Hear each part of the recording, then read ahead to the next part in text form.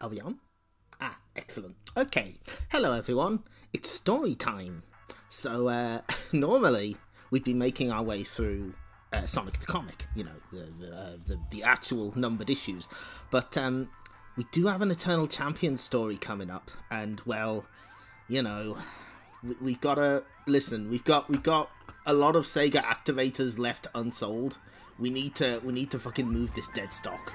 I hope you understand. So we are going to have to shill for Eternal Champions just that little bit longer. Hi, Darkman. Welcome. So here it is, the Eternal Champions special. 48 pages of kicking action. Can you hear me all right, by the way? Just want to make sure. 3 sizzling strips, every character, every move, and ooh, how the game was made. Well then, oh my. So, normally, our presentation is hosted by Megadroid. He's not here. He's not in this one. at least not in this data strip part. He's not here. Instead, it's hosted by the Eternal Editor. So this was spring 1994. I think I found like a specific release date. Just give us a sec.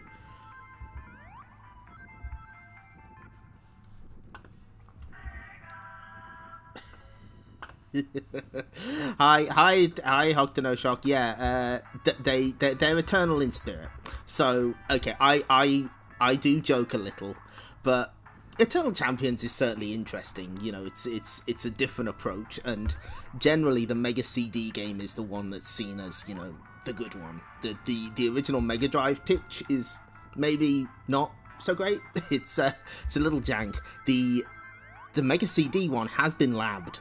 People have taken that to the lab and they've found some shit in there. It's really good. Let's see. Hold on. Give us a sec. Because I specifically wrote this date down. Where the fuck is it? I had this prepared. I had this ready. Sonic? Where are you? Ah, there we go. Okay, so it was... this was released March 4th, 1994. So that was just as the storyline in the comics was running, and like a couple months before Larsen's Revenge, the final story arc, 3 AM Eternal by the KLF.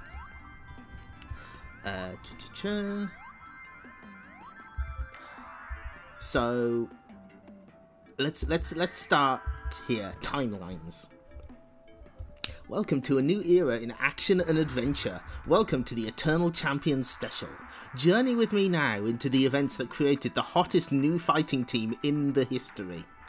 In January 1994, that's the European release, Sega blasted the Eternal Champions game into the hands of Mega Drive owners all over the world.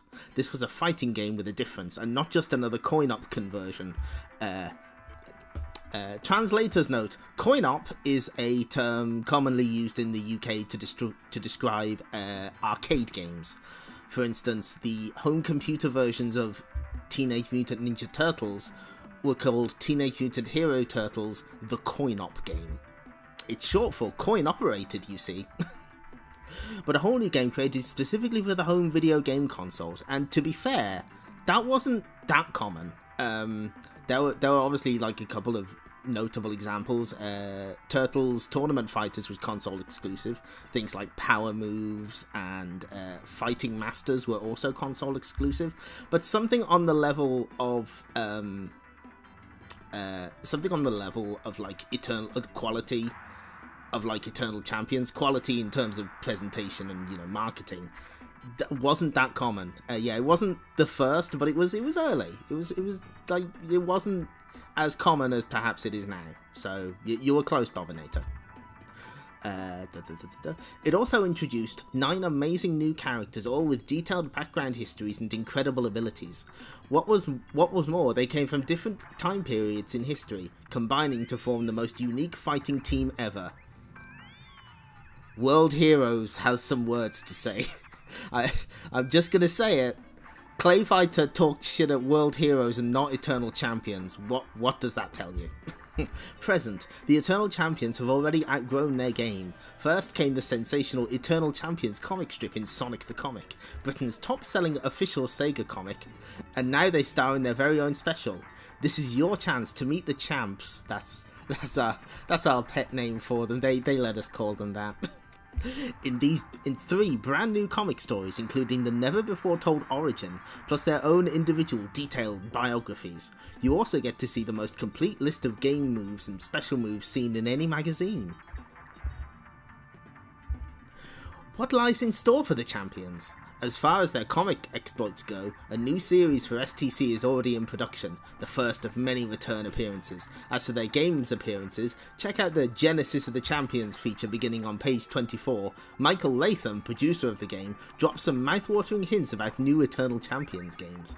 What about another Eternal Champions special? Well, this one's up to you. Write and let us know what you think of this one, and what you'd like to see in any further EC specials. After all, the future is in your hands.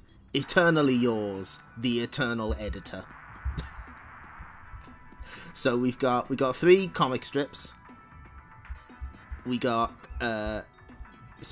we've got one starring Shadow and Rax. Shadow is basically the mascot of Eternal Champions, and we have one starring Slash and Xavier. Ooh.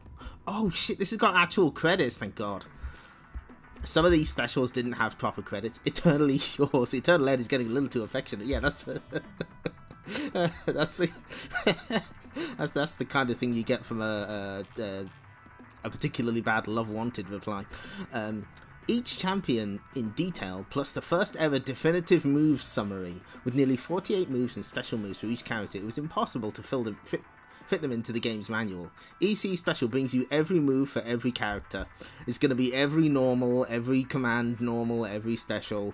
Have they got frame data? I need frame data. EC Special meets Michael Latham, project leader for the Eternal Champions game at Sega of America. Find out how the game was created, how all the moves were decided on, and what future plans there are for the Eternal Champions.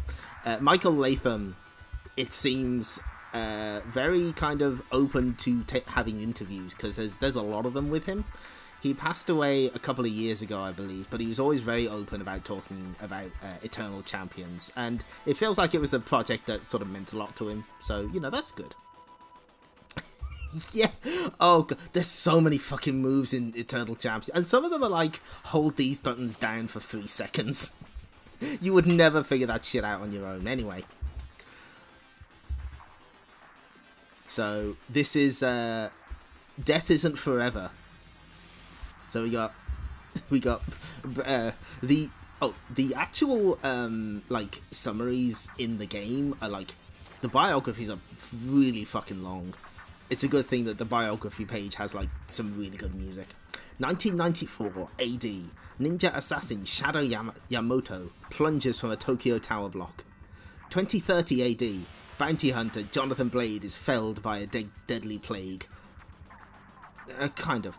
699 BC, intelligent pre-man Slash is stoned by a superstitious tribe.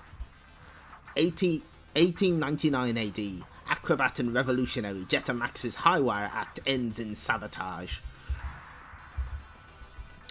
2345 AD, cyber fighter Rax Coswell's biomechanics self-destruct. 1692 AD, warlock and scientist Xavier is burnt at the stake. 110 BC, bioengineered gladiator Trident is crushed in the fall of Atlantis. 1920 AD, ex-cat burglar Larson Tyler is executed by a crime boss.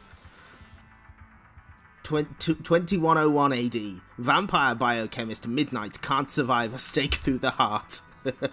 Yeah, that's, I don't know what's going on with that Jetta pose. I'm still figuring that one out. Across the centuries, 9 great fighters face death in 9 different ways, but are destined to share a common end. For these 9 champions, death isn't forever. The future. Unspecified time. Welcome, champions. Welcome to the end of the world.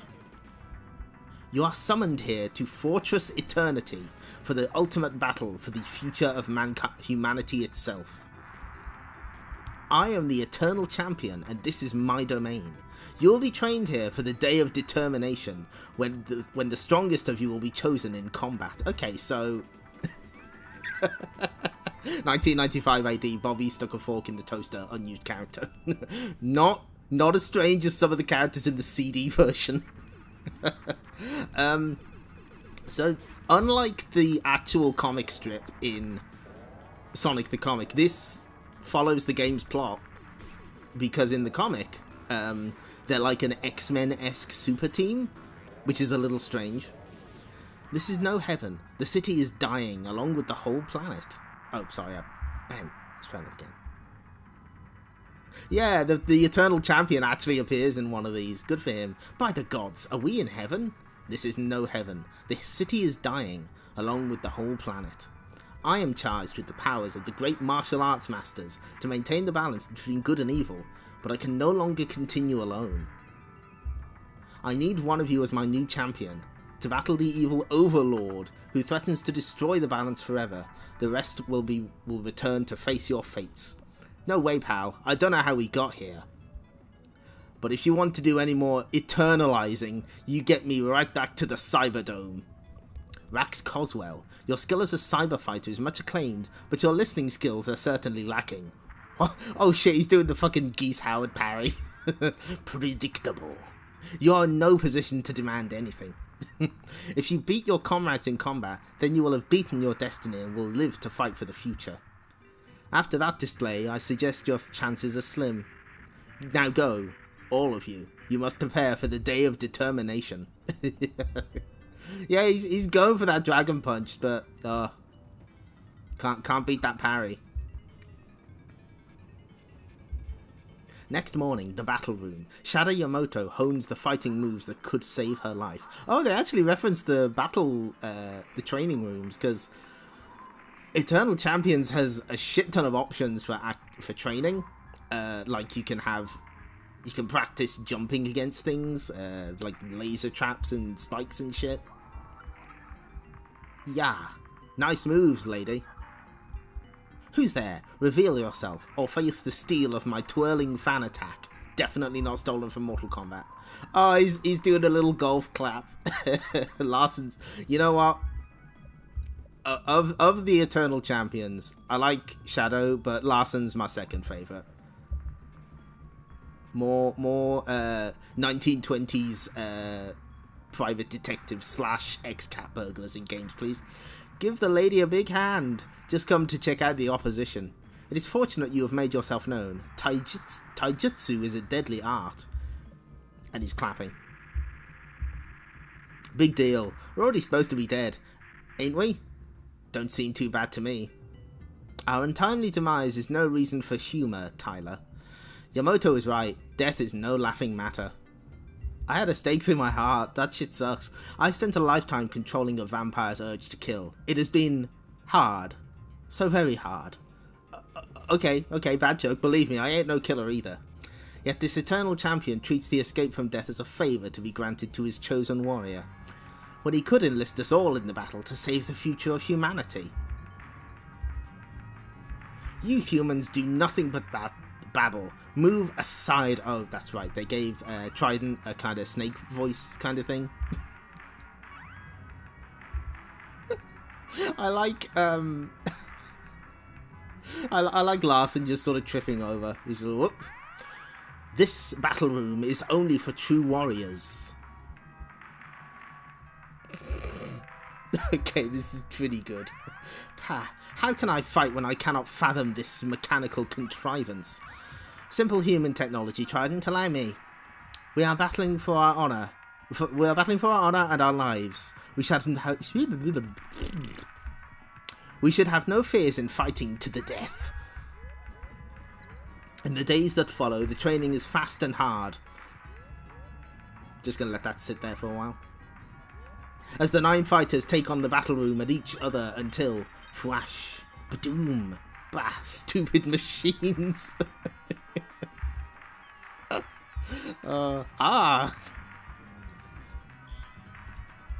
Hey, watch the hardware, you big ape. I just set those parameters to test my tracking blade. You're way out of line.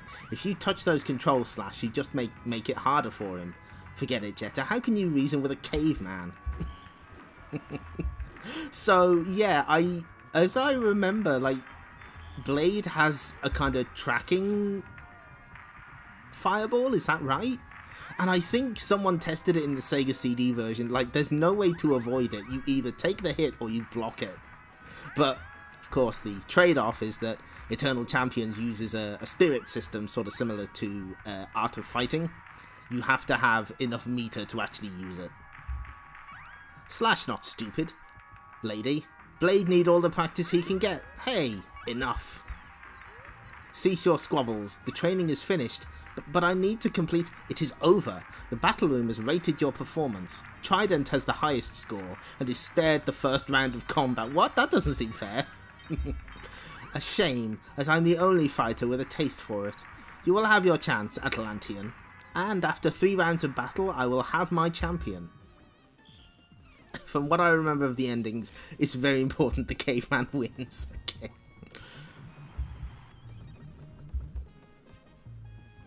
The first day of determination. Bout 1. Tyler versus Blade.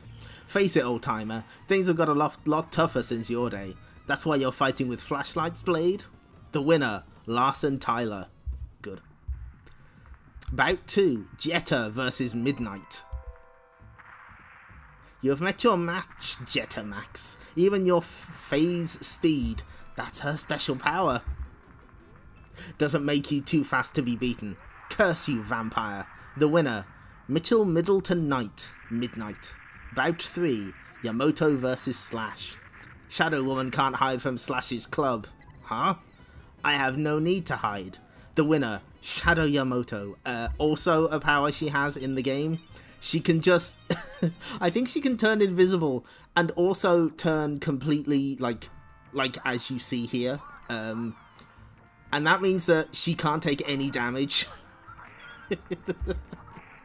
Some of the moves in this game are like completely twisted. Hi JP Ronnie, welcome. We're learning all about Eternal Champions. Bout 4, Rax Coswell versus Xavier.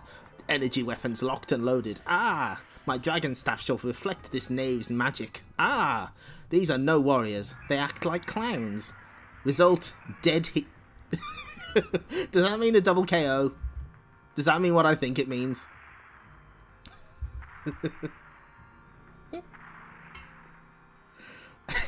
Dead. The Eternal Champions session went well. Dead heat. In 4 short bouts, the fate of 5 champions is decided. They will return to face the... Really? Dead heat is what the cool kids call double KO. They will return to face the deaths fate had planned for them. Yet still they could be of service in the battle against evil. The time stream is not a toy to be played with at will. The deaths of these champions serves to maintain the balance of... But I thought that was the point. I thought the whole point was that their deaths affect the timeline in horrible ways. Okay, whatever. The comic session went well. I can't even read a comic without getting a fucking double KO. Champions? They were unworthy of the name. No, Trident, they fought bravely, and well. But to avoid their ultimate fate, you must all battle harder. On the eve of the final battles, a pact is sealed. Then it's agreed. A team of champions can defeat the Overlord better than any one fighter. But Trident won't agree. Not when he can be chosen on his own. Then we can only defy the Eternal Champion by beating Trident and standing together. So this is Larson, Shadow, and Midnight. Hey, that's easy for us to say, Midnight. But we don't have to slug it out with old... But we don't have to slug it out with old Fishhead. Slash is ending. Okay, let's take a quick look at this. Incoming wall of text. Wow! When Slash returned, he quickly pulled himself free from the ropes that held him in place for the stoning. He was stoned to death, by the way. Once he was free, the clan members attacked him. With his newfound knowledge, he used their own force to throw them off balance. Slash finally used a trick from Xavier. He raised his club into the air, and the tip became alive with fire. The angry crowd backed away in fear. Once he had their attention, Slash was able to communicate his ideas. Eventually, he was appointed to head the clan. This small change to pre-man history led to a life of peace rather than violence. This in turn saved the Earth itself from the ravages of war. So yeah, if they save Slash, then there's just no more war. Okay, but yeah, but Shadow Yamato got thrown off a building. That's important too, probably. The final day of determination. Trident battles Shadow Yamato for a chance to fight in the Grand Decider. Yarg! Ah, this looks totally X-Men art. Submit and I will spare you any more agony. You cannot compete with my strength. I fight for all my fellow Atlanteans, slain by you treacherous humans in pursuit of power. You cannot blame all humanity for the crimes of a few. The crimes of humanity did not stop with the destruction of Atlanta, which is why we must work together with the Eternal Champion. Ooh, bit of blood. Eternal Champions 97. Only then can we prevent the evil Overlord from destroying the remnants of the human spirit. You have done well, Yamato. The Atlantean is beaten and will be returned to die in history. Then I have his blood on my hands. I have no wish to fight for his death or any other. It is a question of honour. Very well then. The contest will continue without you. No, we're all agreed. We ain't fighting no more. Ain't that right, Midnight? Midnight? The hunger. I cannot control it. The sight of blood. I am helpless. I'm sorry. You animal! You agreed. You cannot understand, Tyler. For a century I've controlled the hunger. Oh, that's a good hit. Oh, that's right. What's his fucking name? Larson has the spiked knuckles. Yet the sight of Trident's blood and the threat to my own life makes me tempted to fight to the death. Then brace yourself, buddy. I'll make this quick. No, Tyler. You are only human. But I have the power and the curse of the vampire. Oh, jeez. What's he? Oh, God. Midnight, stop. See you in hell. Enough. He is beaten, Midnight. You have earned the right to fight for the title of Eternal Champion. Shadow Yamato, do you accept the challenge? In the circumstances, my honour demands it. There were 9 at first. 9 great fighters, brave and true. Now there are 2. The ninja assassin versus the vampire. The 20th century against the 21st. The battle is fierce and silent, drawing on skills honed and polished after years of dedicated training. Also, Xavier has eye beams. That seems like a slight advantage. For Midnight, the Life Drain, the Bedazzle Attack, the Ceiling Ram. Oh, they're naming off their special moves. For Shadow, the Fan Attack, the High Kicks, the Escape into Shadow Form. Again, in Shadow Form, she cannot be hurt. Until finally, the difference between them is no more than a whisper. The difference between a ninja's honor and a vampire's rage. Slap. She is finished. No. While her heart still beats, she remains a threat. Kill her if you are to be my eternal champion. That's the name. I can't. She doesn't deserve this. She is to be returned to the live stream. Her death is already assured. No, I won't. Today I have betrayed one comrade at arms. I shall betray no more. We wish to fight together against the evil Overlord. If we cannot, then let the champion be Shadow Yamato. Midnight seems like a good guy. Very well, the contest is over. The battles are complete. Come! The heart of Fortress Eternity. In the struggle against the Overlord, I need champions who are not only strong in battle, but who will fight only for the forces of good. You have proved worthy of the honour. In spurning death and choosing life, you have both found the way to wisdom and humanity. Oh, it was all a test. Oh. The true strength is friendship. Now you have learned this lesson, you must share it with your comrades. They will not all readily agree, but it is your challenge to persuade them. There they are. There's the other Eternal Champions that we killed off. The great warriors shall be summoned once more to fight for good in an evil world. Together you shall be the eternal champions. I was always curious about how Eternal Champions 3 would have turned out. I don't think they really started any work on it though. Like, there's like, I think some early Saturn boxes have like a picture of it purporting to be it, but I think that's taken from like the cutscenes of the Sega CD one, so I don't think like any major work was really done on it. Ooh, champ stats, Larson. Larson's power sweep. Larson versus Rex. Really? That was a Kickstarter for a spiritual successor? Ooh.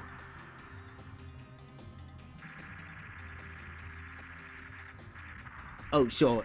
I'll just read this while we're I think what we'll do here is we'll read like the bios, because the bios are pretty interesting, but we are not going over all of the moves because there's too many.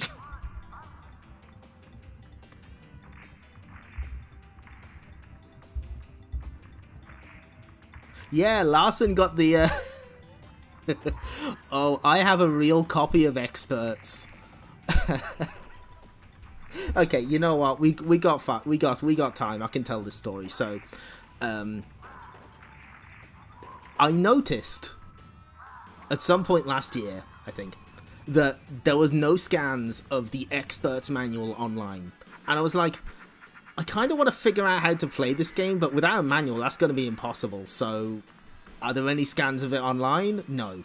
So I was like, right, I'll do it myself then. So I found a cheap copy of the game with just the cartridge and the manual.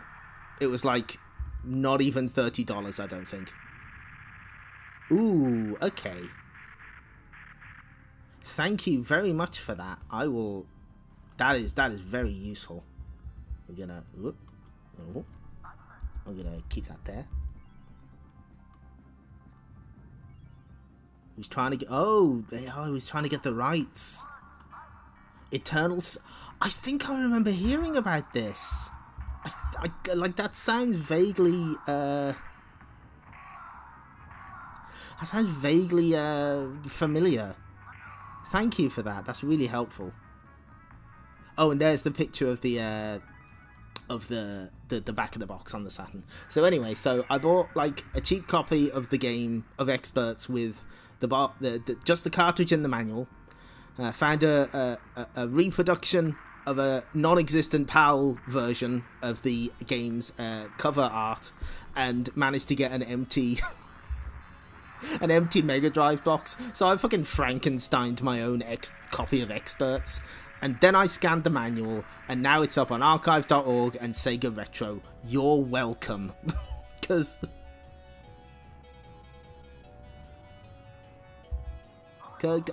that game is like surprisingly complicated. And what amazes me is it's almost like a Metroidvania in that it doesn't take place across multiple stages. It's all one giant facility that you have to do missions around. It's just the game kind of sucks. Oh, yeah. Yeah, that's... Did they trace it? You know what, let's scroll up a bit.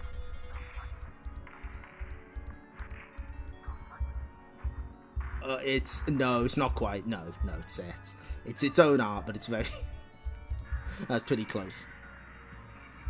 Yeah, good spot.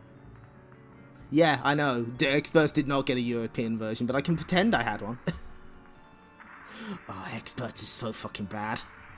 But like, it's also sort of misunderstood because people don't realize that it's all one giant level. Like, it's not. It's not like a traditional action platformer kind of thing. It's weird.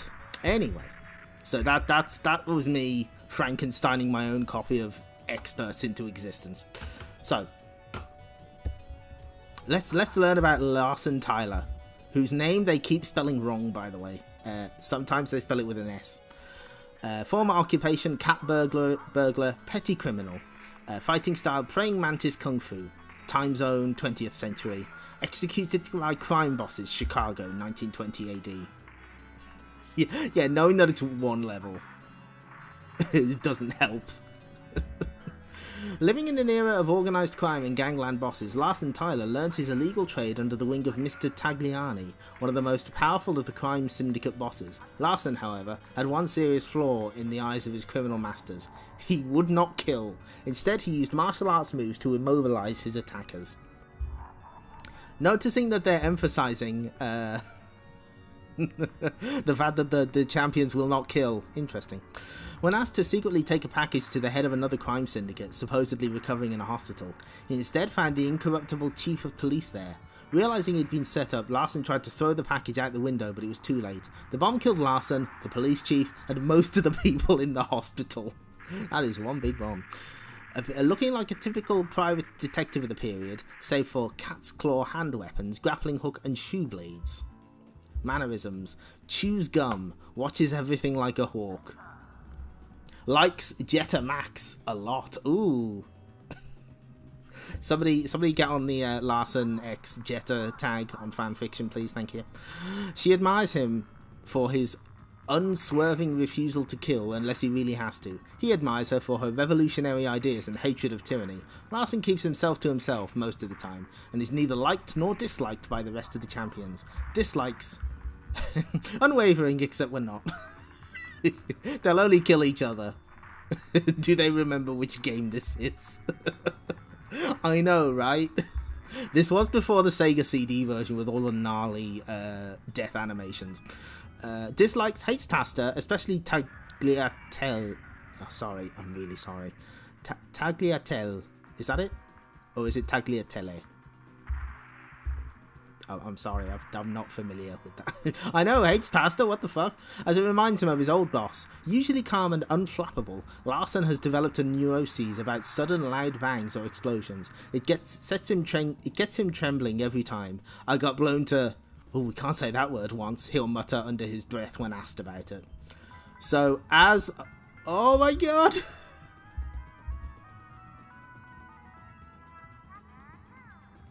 Yeah, with Sonic and Knuckles was a cardboard box in Europe, and we got the lovely clamshells for everything else.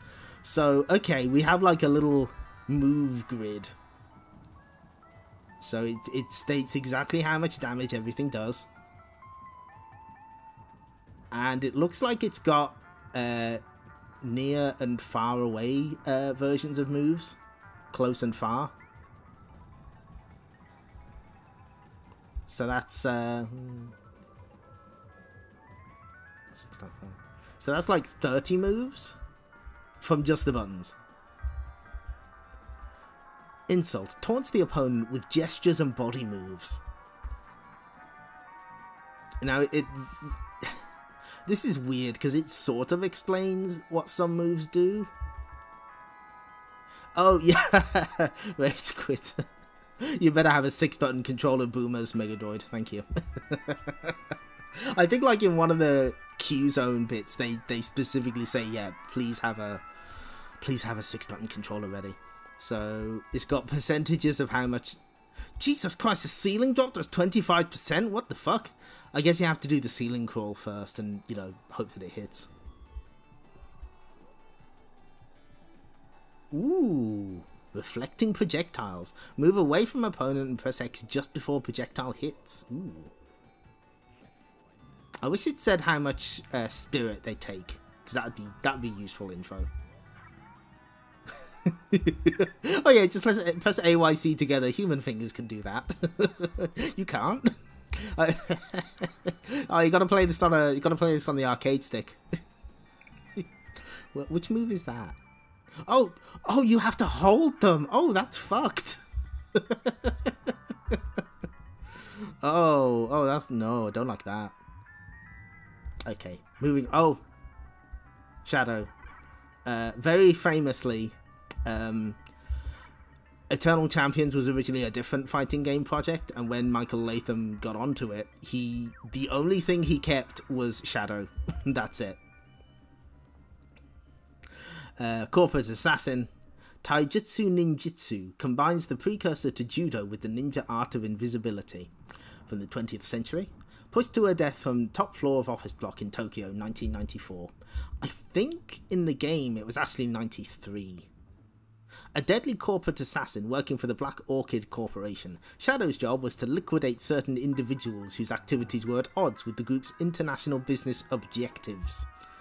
That's She carried out her sinister job without thinking about the morals or ethics of it until she discovered that, should she not complete an assigned to the corporation's satisfaction, another assassin was ready to eliminate her. Disillusioned, Shadow resolved to expose the terrible corruption she saw all around her, but before she could do so, she was pushed to her death from the 101st floor of a Tokyo tower block. Long, flowing black hair, black mask over... I think Shadow Yamamoto wrote this. Over beautiful porcelain features. Her hair and long leather boots conceal many ninja tools and weapons, though quite how is always a mystery. She appears coy and mysterious, almost childlike, quite charming in an innocent schoolgirl kind of... Who wrote this? Not that Be Orchid the other one, yes. That's the other one's trying to take down the evil corporation, not work for it. Innocent schoolgirl kind of way. Naturally, this is all show. For underneath, she is ruthless and calculating. There's a lot of typos here I'm noticing. Shadow likes to make fun of Slash and Trident. Maybe she is a schoolgirl, and in such a way that they don't even realise she's doing it. As for Rax, well, she teases him cruelly. His discomfort is her amusement. Secretly, however, she is flattered by the attention he gives her. Heaven forbid that he should find out, though.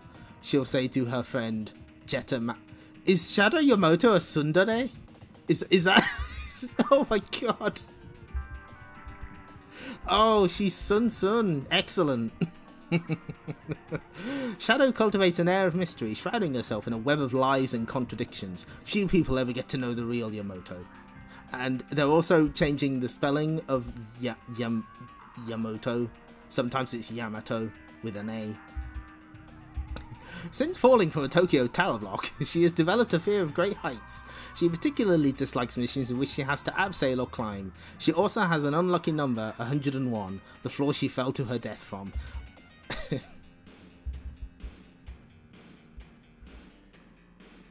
Double elbow strike. I'm just seeing if there's any particularly funny names.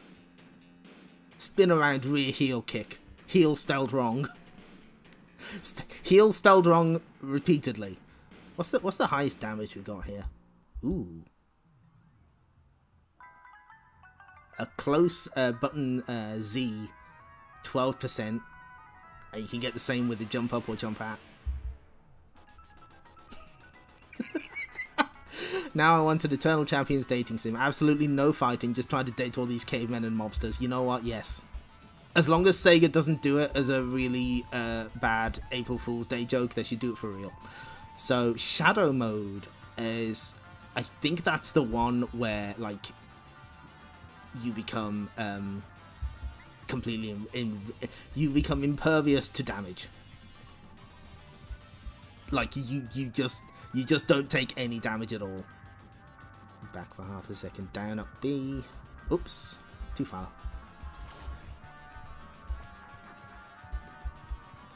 Smoke screen. I think that's the one where she just disappears for a while.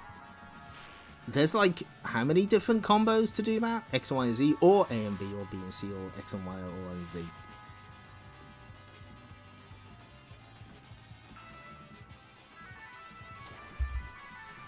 Everyone has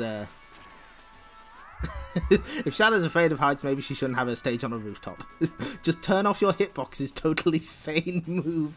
Yeah, it's bonkers. Like, obviously it takes like almost all your spirit energy, but still, the fact that it's even in there. Spinning trident attack. Full name unknown. Trident is a nickname. See appearance. Former occupation gladiator. Kappa. They spelled that completely wrong. Capoeira. I'm sorry, I don't know how to pronounce that word. Forgive me. Capoeira, I believe. Oh, thank you for the 50 bits, Epicai. Welcome. Like having a game genius move. Yeah, basically. 2nd BC, Century BC, crushed to death in the fall of Atlantis.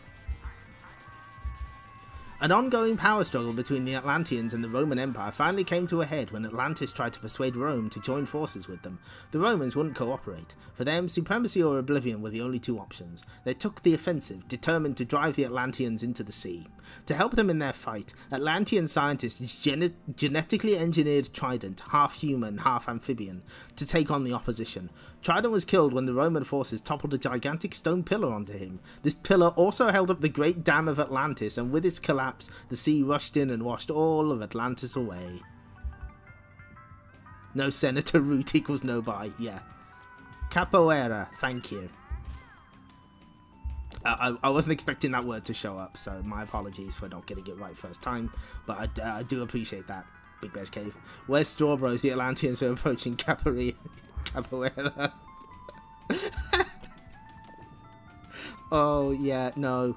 The thing is, like, the fighting styles that they give them feel, like, arbitrary. Like, why does a 1920s ex-cat burglar know praying mantis kung fu? That one maybe kind of makes sense, but the Atlantean genetic mutant knowing capoeira, that's a bit... This... Oh, they're gonna spell karate wrong, you know they are. Appearance: greenish scaled skin, gills, and gold pieces of armor, shoulder pad, helmet, wristbands. Deadly trident in place of his right hand, which he lost in a fight with a shark, hence his nickname. Arrogant and proud, often stands perfectly still and unmoving like a lizard. Needs to be fully immersed in salt water at least once a day. Likes all seafood and all things to do with the sea. Friendly with Slash, but hates Xavier ever since he heard him speaking in Latin. Okay. The other champions he thinks are mad, except Rax, who he can at least understand. Distrusts all humans at first. Hates Romans from any time zone. Has an unnatural fear of stone pillars. Okay, that's really fucked up that all the dislikes are, this is the thing that killed them. Actually, yeah. What fighting style would you give the greenish scaled Atlantean? I mean, that's a good question. Capoeira would not be my first choice. But what would you give him? Shit. There's a good pun there. I just can't find it. So... Okay, one of the things that I know Trident has is... I don't know which one it is. But one of these, like, it might be Repulsor Field. One of these is like a projectile that when you hit the opponent with it, it reverses their controls. That's all it does. Double-footed flying kick. Front and back for button C. Handstand attack.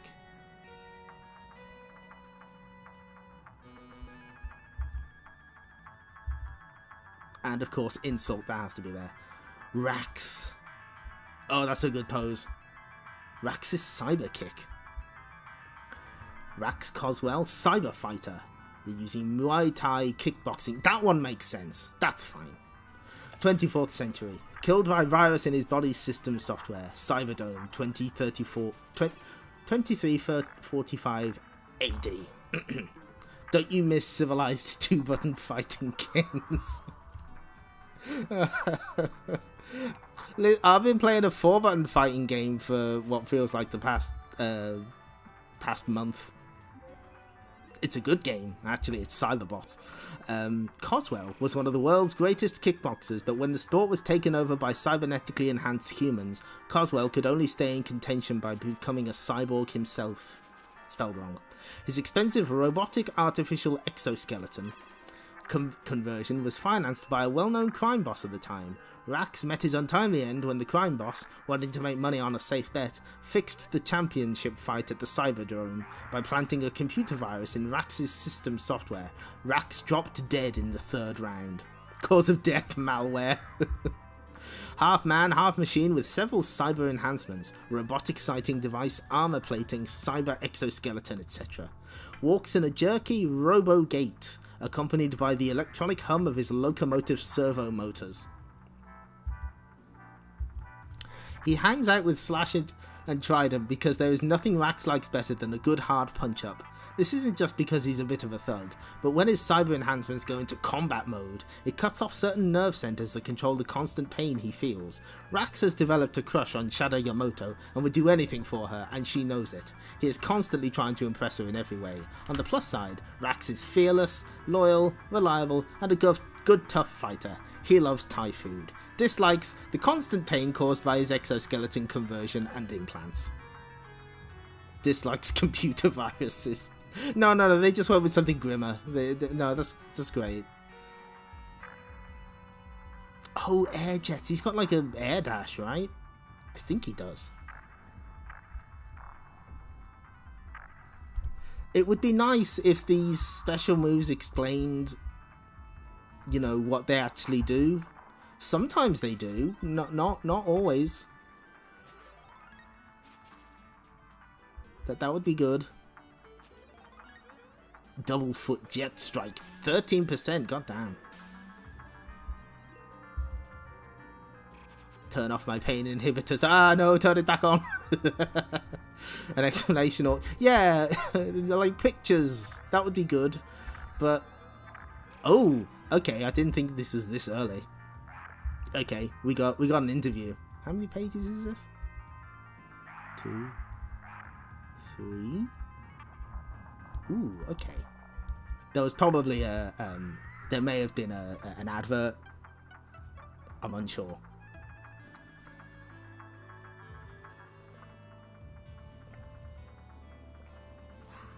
Okay. Any video game, especially one as complex and big as Eternal Champions, doesn't appear out of thin air. It is the product of many months of hard work by a number of people. In the case of EC, I like that they abbreviate it. It's like, we're good buddies. Us and Eternal Champions. One man, more than any other, was responsible for the look and feel of the game, not to mention coming up with 9 of the toughest fighters time has ever known. EC Special was able to get this exclusive interview with Michael Latham of Sega of America, where the game was developed, along with a unique look at how the characters were designed, as well as some that didn't make it into the final game. So imagine living in a universe where games are just constantly materializing out of nowhere. Very true, Arnold Rimmer. They wouldn't have cancelled the Famicom version of the Fairyland story. Alas. So yeah, the specific division of America, of Sega of America that made Eternal Champions. I'm just gonna go on a little journey. Because it was a specific one. Not Sega Soft LA.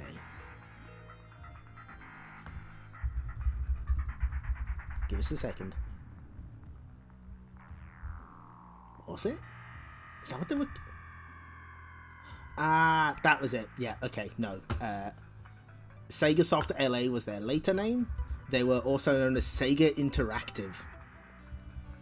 A very non-specific name. Take a close look at what else they did. Yeah, so they were originally interactive designs. Mostly conversions of arcade games. And take a look. So there's some pretty interesting names here. First off, they worked on Batman Returns alongside Malibu Interactive. Before they did, while there were interactive designs and not working specifically for Sega, they have a little game called Disney's Darkwing Duck on the PC Engine. And both Tailspin on the Mega Drive and the PC Engine. They worked on California Raisins, all the versions of Green Dog the Beached Surfer Dude. But when they start working as part of Sega, there's There's something pretty interesting. What's this? What's this? Ooh, is that is that the Game Gear and Master System version of Sonic Spinball? Sure is. That's them. It also looks like they worked on an unreleased Biker Mice from Mars game for the Mega Drive, and something called Rebel Strike for the Saturn. A Star Wars associated, apparently.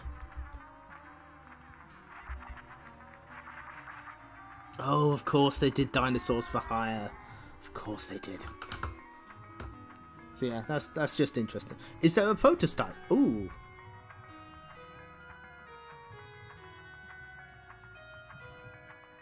I rented Tailspin when it was new.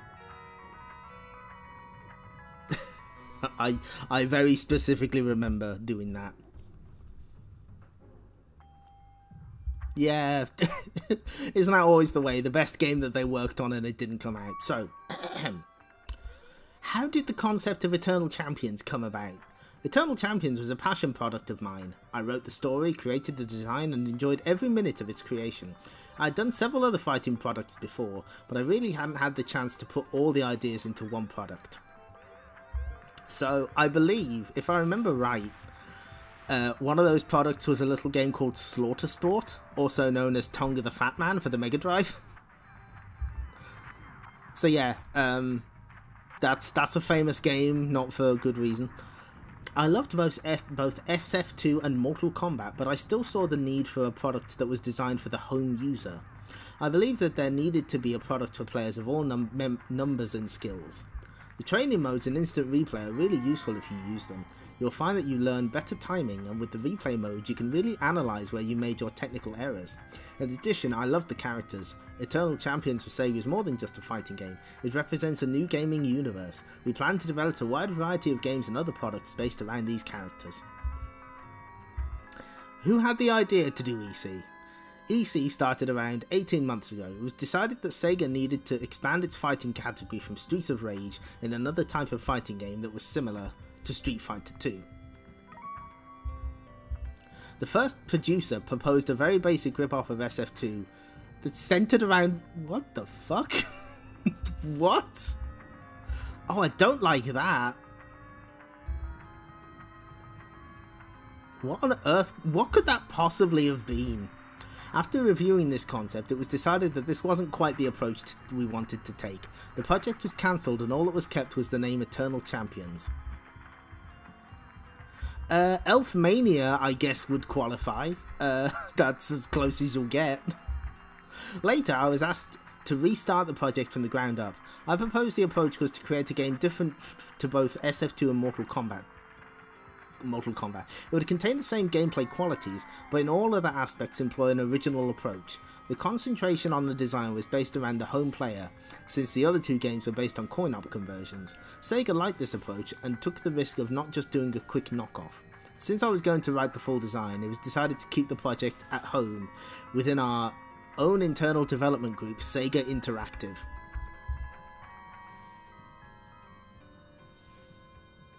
In memory of Golden Axe Fighter, featuring the green dude.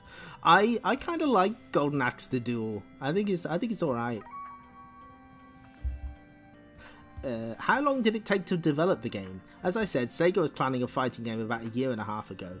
Myself and Sega Interactive didn't restart the project until about a year ago. When we did, we had to do everything from scratch. The actual programming and art for the game was finished in 8 months. Ooh, that's quick. Which, considering the size of the game, was a very short amount of time. We solved this by having 22 people join the development team in order to meet the challenge. We also had testers actually on site for over 2 months. I also would stay for a week at a time in order to write design changes right on site. It was a real team experience. On the last month of the project, we actually rented 11 hotel rooms so the entire team could work around the clock without going home. That's not something to brag about. Ooh, yeah. If you want to send me that on Discord, that would be great. I'm very interested, because the problem I have is, like, there's a lot of interviews with Michael Latham, but there's not that many with other people who worked on this game. So if you DM me that on Discord, please feel free. If there's any snippets you want to put in chat, though, go ahead. Yeah, Mr. Late. Yeah, no, don't brag about crunch. Don't do that. How many people? Okay, so variations on a warlock. From left to right, a young contemporary Xavier. What the? Hold on. What on earth is this? The mini-skirted Xavier and the final sinister version that made the game. Okay. Does that count as a jester? I'm just asking. How many people in all were involved in the project? Oh, is it? Oh, it's... Okay. Chaos. 11 hotel rooms. You could fill...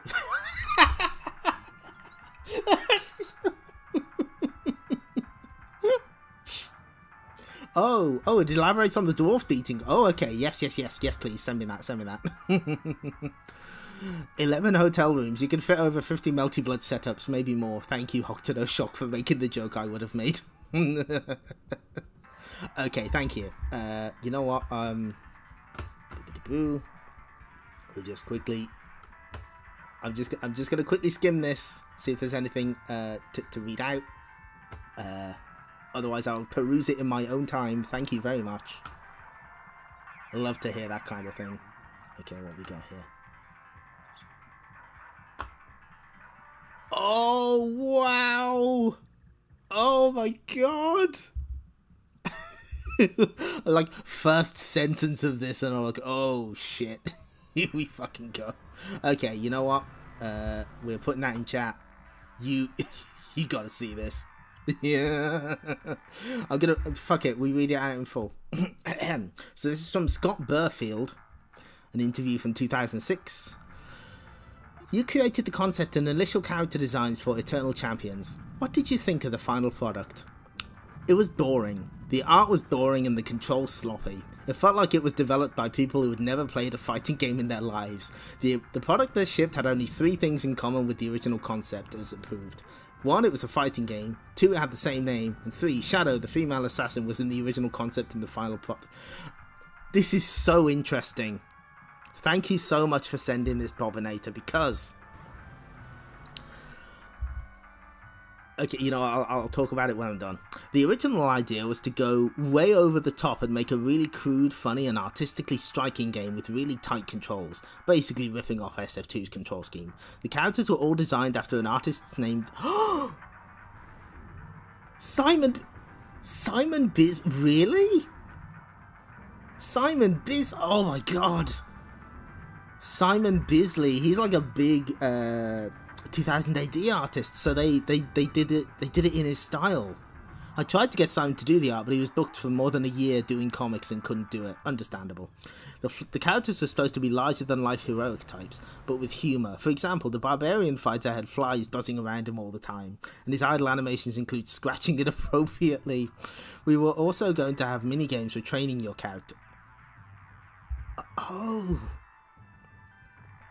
Okay, these were all very silly and based on abusing dwarves, not human dwarves. These were nasty, brutish fantasy story dwarves. We were going to have dungy dwarves with knives, dwarf batting, etc.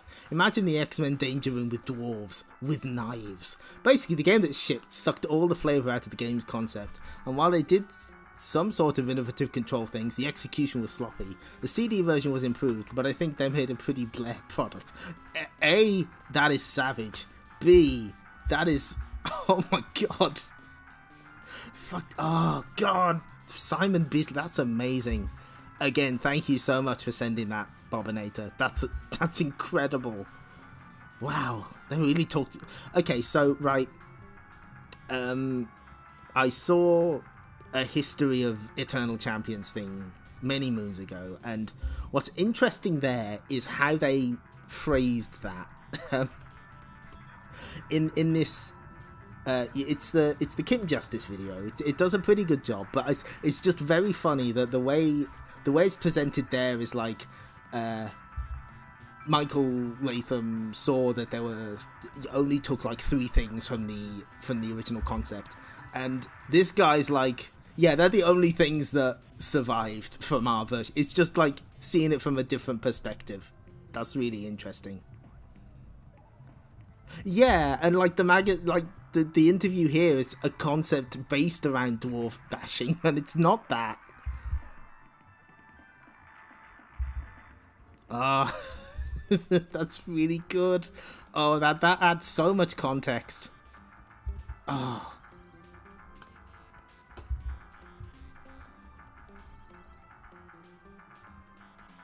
Oh man. Oh, that's really good. It's hard for me to figure an absolute grand total, so this is how many people worked on the game. When you do a project like this, there's a lot of people who you always forget, even though their help was so important. As I said, Sega Interactive, who did the art and programming for the game, contributed about 22 people to the project. There were also 3 music teams, which added another 13 people. I can see that, because Eternal Champions, if I'm correct, uses gems, and it actually does have some pretty good music. Yeah, that's really unfortunate. That original concept they had, fuck, inspired by Simon Bisley. That's the pepper. That's the stuff. Then there were 2 main on-site testers, 6 additional on-site testers during the last 2 weeks, 80 Sega testers, maybe 60, can't quite see, 4 marketing people, 10 storyboard artists, and many others. This doesn't even include all the many others that gave ideas, helped with the game balance, or told us that certain ideas sucked. For an additional headcount, you can check out the credits page of the EC manual, which is the largest in Sega of America history. Okay. Yes, I am a big fan of the Comic Zone soundtrack. The game itself, I have thoughts about it. We're never streaming it, sorry. I've already spent my time in the Comic Zone mines. Who created the EC characters? In a sense, the users did. The characters were created by a unique method we had not used... I know exactly where this is going. A unique method we had not used before. We had fortnightly focus groups with kids from all age ranges. Then we created a list of 100 archetype characters like pirates, ninjas, gangsters, etc. This list was then voted on and slowly got reduced. When we got down to 50 archetypes, I started to create character biographies for each of them. Then when we got down to 20, we started to draw primitive sketches. One kid really liked the swimsuit guy. I would write up several costume and move ideas for each character. The kids and testers would then review, pick the best, or add ideas. In the end, we had 11 characters that were the top choices. I then completed all the rest of the character information in my design. Okay, so he says 11. That's just the Simpsons bit. Michael Latham banging his fist against the window, screaming that the kids don't know what they want. Literally designed by committee. So he says 11. You might notice there's only 9 characters in the original game. That's because 2 of them... what are their fucking names?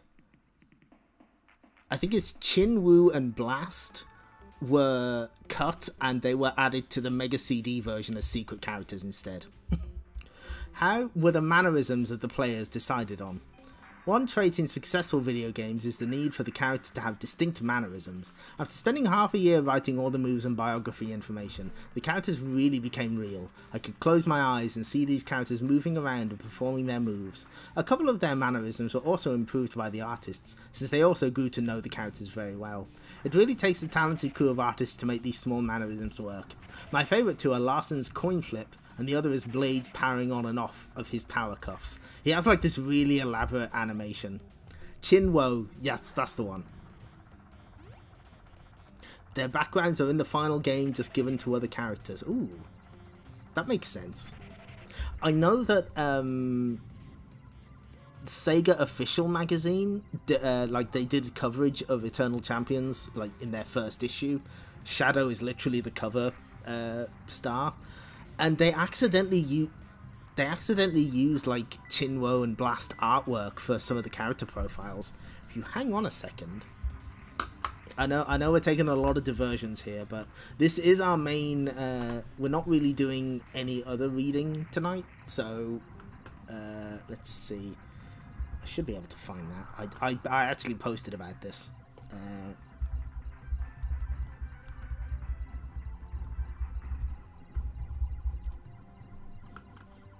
No, not there. Aha, here we go. Yep, there we are. Yes, I was thinking about that because Midnight does have a Vietnam stage, and that's Blast's backstory. But like, I think they mentioned that Midnight in the manual, something like Midnight caught the vampirism from Vietnam, and so that's how they sort of explain it. So yeah, this is from Sega Magazine UK, and they use they accidentally use Blast and Chinwo art. Given that they've used the given that the artwork has been put in the place of Rax and Midnight, but they've just like Chinwo is used for Midnight and Blast is used for Rax. Maybe Chinwo's story was originally Rax's story, or like Rax's story was originally Chinwo's, and they just adapted it a little. I thought the Blast's backstory was that he was set up to publish all for PS2 games. Yeah, that's what happens if the Dark Overlord wins. Okay. Man, finding out that this game was made by Committee explains it. Oh, well, you know what? I will send that to you later. This track is made by my brother. I asked him to put together a bunch of Mega Drive track mode sequences and put a bunch of filters on it, so it sounds like it's sort of an arcade thing. And yeah, he did. So I tell you what, I will sort that out for you later. He has given me permission to let anyone use it for any purpose. So I can absolutely send that to you. Maybe give me a ping on Discord later, just to remind me. I'll try and remember. You know, I'm going to write it down. Send Abominator music. The best part of making it was I had to tell him, you've put the Green Dog attract mode in this 3 times, you're not allowed to do that. I think he snuck it in so many times as a joke, and then I was like, no, cut it. Only once. Okay, so where were we? Okay, who chose all the different martial arts in the game and why? I chose all the martial arts and designed all the moves the characters use. Okay. Since I was a little kid, I always loved martial arts. As I said earlier, in my early software career... he does mention it! I did several fighting products, including a product by Activision called Tonga the Fat Man. This was done before Street Fighter was a coin-op and the fighting category wasn't as hot as it is now. When I started to design Eternal, I bought every book and video about martial arts I could find. As I did more research, I began to find that there were very many different styles. I then began to pick the unusual ones, but I had to make sure that all the styles would be somewhat compatible. There are some fighting styles that are so unique that they would be too difficult to attack or defend with. I also had to pick fighting styles that could support combos. This may not sound hard, but many fighting styles don't support moves that easily string together. Sadly, the Magic series from Darkstalkers does not exist in real life. Ah, fucked up. Why did you decide on so many real moves? Was it just a case of trying to outdo SF2? No, it was because we decided to have all the characters use real martial arts. In martial arts, there is an importance for every move. It can be both defensive and offensive. This is the case with Eternal Champions. Every move can be used in multiple ways. Our intention was not to have a better move number than SF2, but to instead get a more realistic and imaginative approach to the fighting system. SF2 is really an awesome game because of the simplicity of its interface and fighting system. This simplicity allows SF2 its great ability to do a string of combos. With Eternal, we chose to emulate a more realistic approach to fighting, where moves have greater complexity, while still allowing the ability to string great combos. This subtle difference gives the game 2 very different feelings. In addition, we used real martial art training tapes for references for the artists. This meant over 30 videotapes were used with each move being time references directly from the videos. Tell that to the marketing department. This sounds like it describes Virtua Fighter more than Eternal Champions. A little. No one in Eternal Champions has a Tetsuzanko though. For example, turning off your hitboxes has many uses.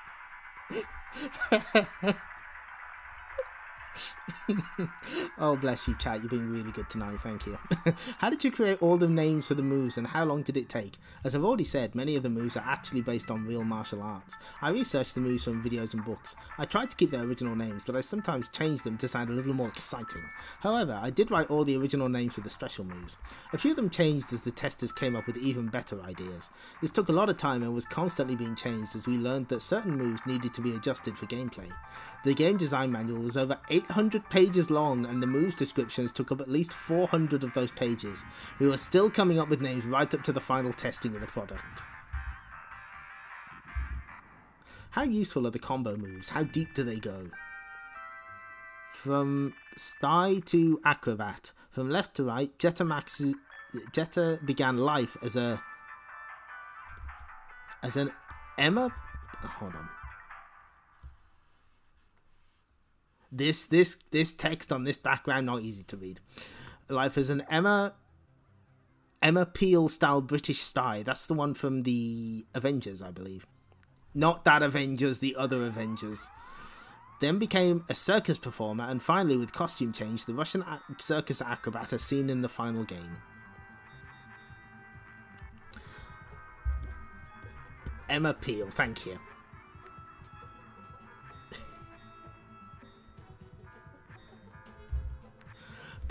Combo moves. I'll close that. Okay, there we go. Are very useful. We have developed.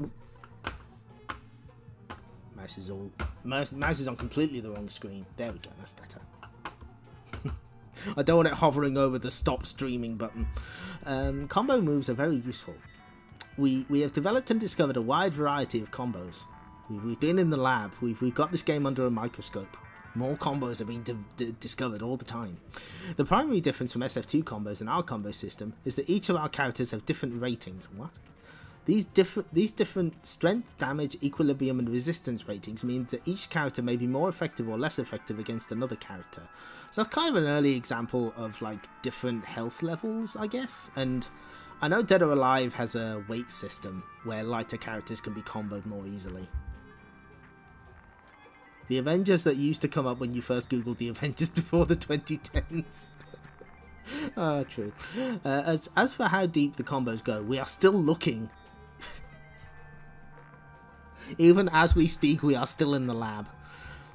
Given the complexity of the system, it may be quite a while before we find all the combos and just how deep they go. Could you explain how the game... Oh no... Could you explain how the game's intelligence system works? The game uses a system called DPA, which stands for Dynamic Play Adjustment. This artificial intelligence technique keeps a running analysis of the player's style. As the player continues to play, the DPA algorithm will begin to be able to predict and defend against a player who uses pattern play techniques. This makes Eternal very hard to master. Was this written last week? Does this come from 2024?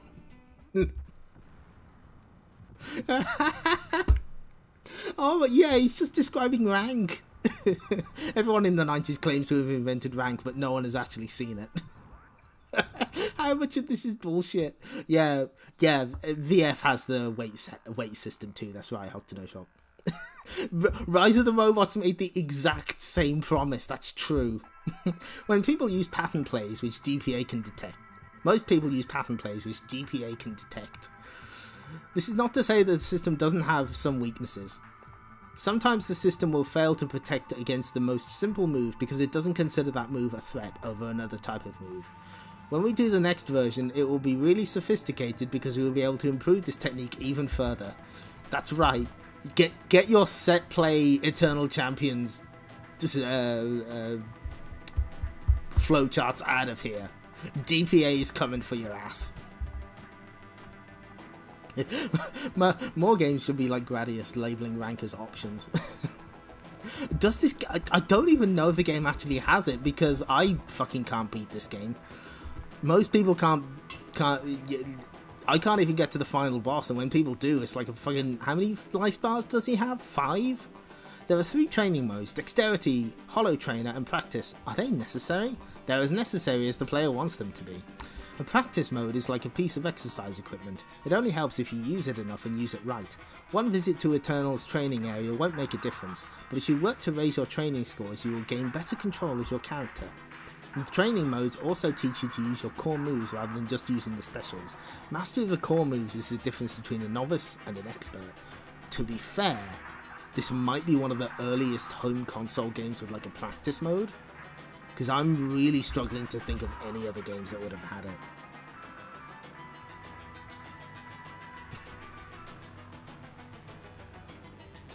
Yeah, Zanak is like the poster child for rank.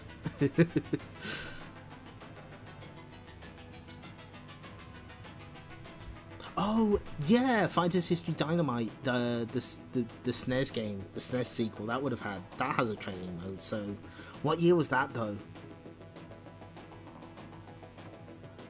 Was that fucking, is that 90? That was 95, yeah.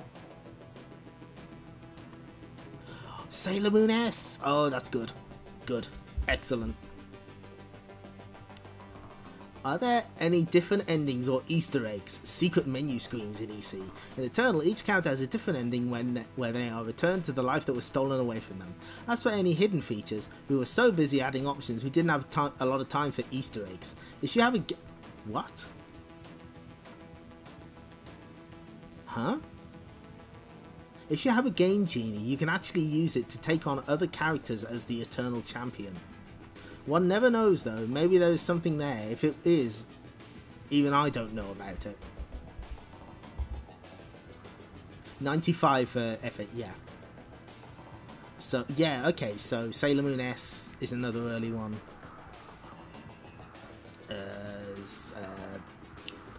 Mizugachi Kiki Patsu on the SNES was 95. So we start, and I guess some of the earlier PlayStation and Saturn games would have started having something like that. So it's sort of starting to get there. The game works best with a 6-button joypad. Do you see players with 3-button pads missing out on the gameplay? Not really? Okay, sell me on this. We allow 3-button players to switch between kicking and punching by using the start button. While this is less convenient than the 6-button interface, it can still be mastered. Our testers were able to play the game with either gamepad with no difference to their performance. If I had to pick a favourite, the game really is at its best when you use the 6-button pad. It allows the game to be played at its most simple layout, which is good considering the complexity of each character. Oh, okay, these are cut characters. 3 who never made it. These 3 characters couldn't cut it with Sega's critical focus groups, and so never made the final cut, the final cast. Yes, the unique training options are definitely something you didn't see in the game. You still don't see that sort of thing, really. So that's something that has got this unique. How long do you think it will take to complete the game? It really varies from player to player. Only 10% of our testers were able to beat the Eternal Champion at the game's end. That is not surprising.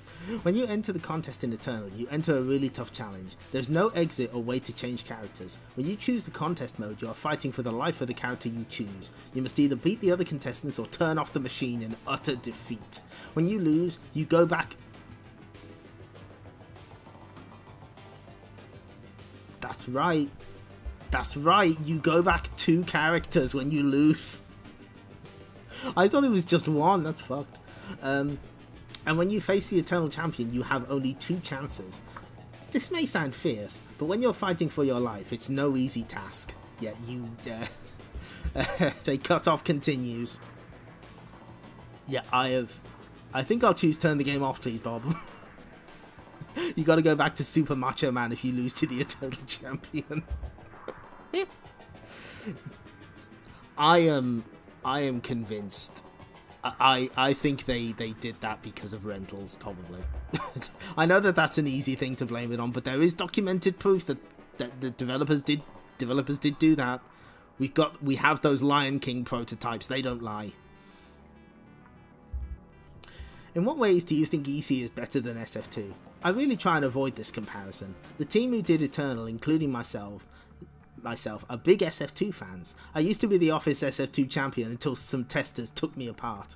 The fighting techniques and engine for Eternal are very different from SF2. They have a different feel from each other, including combo, systems, special moves, and interface. The real difference is in the game development approach. SF2 was a direct port of the coin-op game, while Eternal was the first game developed with a home user. This difference is apparent in the options offered in Eternal. Eternal allows 3 training modes, unlike other games where the only training mode is the endless roll of coins into the slot. There's also a tournament mode that supports between 3 and 32 people in a few tournament types. In addition, there's an instant replay mode that can play a frame-by-frame replay of the fight, or just the best highlights in any direction. There's also a battle room mode that allows the players to configure 18 different projectiles which can attack the players as they fight. Finally, all the time, speed, match and other options can be changed in any section of the game. Sega was rough back then, taking apart their testers and putting them back together. I mean, yeah, that's pretty true, The Opponent. They did put more thought into the single player. They put way too much thought into it. All these controls, combined with a 5-boss ending sequence, so it is 5 health bars, makes for an experience tailored for the home user. I wanted the users to feel like we made this game for any experience they wanted to try. I hope that we succeeded in this goal. Who's your favourite EC character and why? This is a very tough question since I helped invent all of them. If I really had to choose, I would pick Larson. He was the first character that I created, and at first, the Sega marketing department didn't like him. I kept fighting to keep him alive as we were focus testing. After a few tests, Larson became the most popular and has stayed that way through the entire process. Wow. I like him because he was modelled on a great uncle of mine, who was chief of police in old Chicago. Wow. In addition, the martial arts style of Praying Mantis is a personal favourite of mine. 2 other characters are also very special to me. One is Jetta, who almost was killed due to low scores from the focus groups. Once I gave her the ability to move super fast in the acrobatic background, she began to pick up points. During our last focus group, she actually scored higher than Shadow for the first time. Did the Sega marketing department like anything? It seems like every big Genesis game had to fight to be released in America. That reminds me of The Opponent. There was an interview with someone from Sega of America who claims that he was the only person fighting to get Gunstar Heroes released in the US. That's the. So he put in Praying Mantis because it looked cool. Even if it feels out of character, I respect that. You know what? That's fair. So, Michael Latham specifically tried to keep Gunstar Heroes from coming out in the US. Okay, yeah, no, that tracks. I can see that. Was it... Who was it, though? Was it Tom Kalinske who did that interview? The problem I have is I know this sounds terrible, but I kind of don't trust any Sega of America interviews. Because, like, of course you're going to say you're the one fighting for Gunstar Heroes. That's a beloved game. With 30 fucking years of hindsight.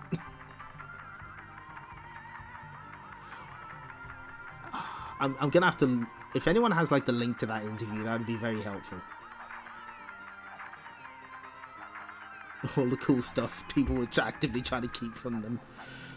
You know, yeah, especially anything to do with the Saturn. I wouldn't. I'd need like a neutral third party. Can we interview like Shigeru Miyamoto on the Saturn? He feels like he'd be impartial.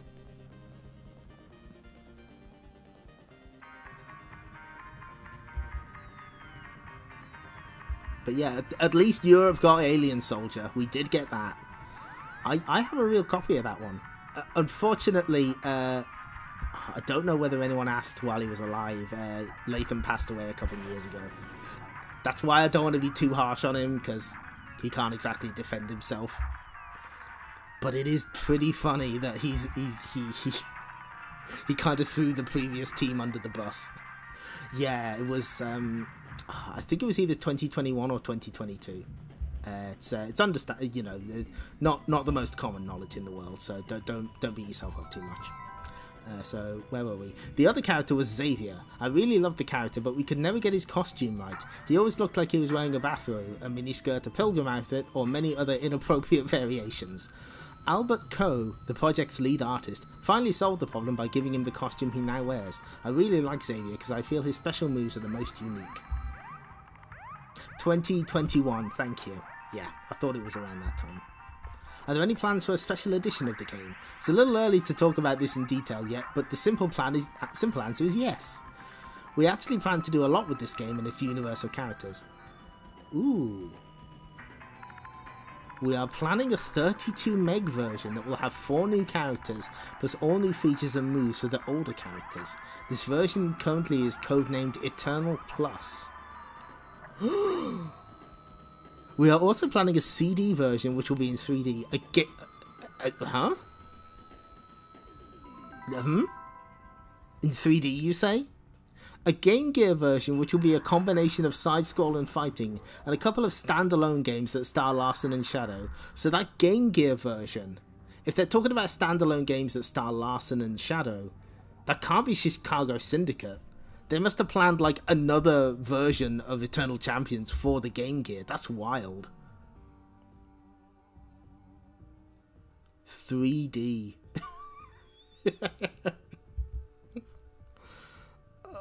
Oh, so if that 32 meg version, I wonder if that would have been like a Mega Drive cart or like an early 32X plan. Oh, that's really interesting. Maybe there were going to be 2 and they merged into 1. Also true. Sorry, got something caught in my throat. Hang on.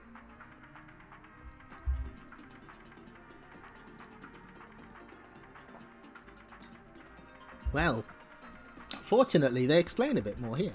The title... Could you tell us more about the Mega CD version? This title will take the two-dimensional world of Eternal and allow players to fight in all directions.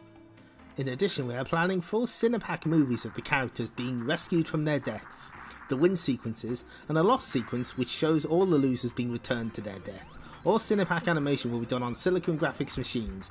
It will also have 3D audio. That is very ambitious for the CD. The Cinepack stuff did make it. Yeah, all of those sequences that he mentioned are in the game.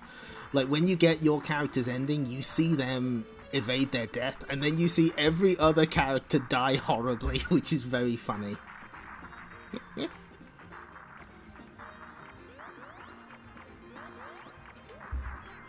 Yeah, they tested poorly. If you test poorly, you are dead. You do not exist. Now the game is complete and out, how do you feel about all your hard work? Myself and Sega Interactive are very proud of Eternal Champions. While there are many things we will enhance and change for a future version, we feel that the game represents an excellent first effort and brings some originality to a market full of clones and knockoffs. You better not be fucking talking shit about my beloved fighter's history. Okay, thanks for stopping by, Arnold Rimmer. I hope you enjoyed and you have a nice day at work. And yeah, there was a pirate in the...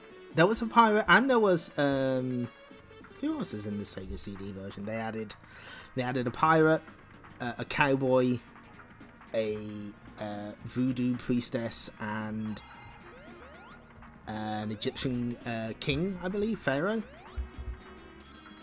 And then there's like a bunch of extra characters, including a chicken, and a dog, and an owl, and a snake, and death itself, and the senator.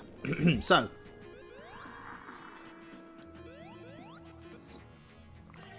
we're not done, by the way. Story number 2. Reality check. In the far future, Rax Coswell battles Shadow Yamato with only victory in mind. Okay, Shadow, see if you can handle my lock and load attack. Arg! Victory and the prize it brings. So now you've got to come... Oh no. So now you've got to come out with me. That was the bet, right? Rax, I agreed to this battle for training purposes only. Oh, this is the... This is that one scene in Mortal Kombat 9. I'm taking you out, and I'm taking you out, and I'm taking you out for dinner. The Eternal Champion's purpose is hardly served by evenings out on the town. On the contrary, Shadow, time away from Fortress Eternity would do you both good. It's important for you to see the kind of world the Overlord has created. The society that your battles through time may yet prevent.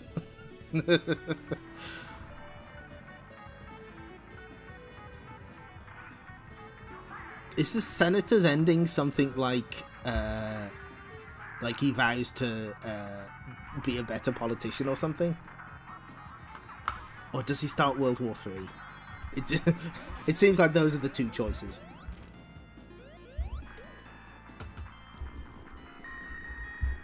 Later in the city. Gee, Shadow, never dream the old-timer would be acting as matchmaker.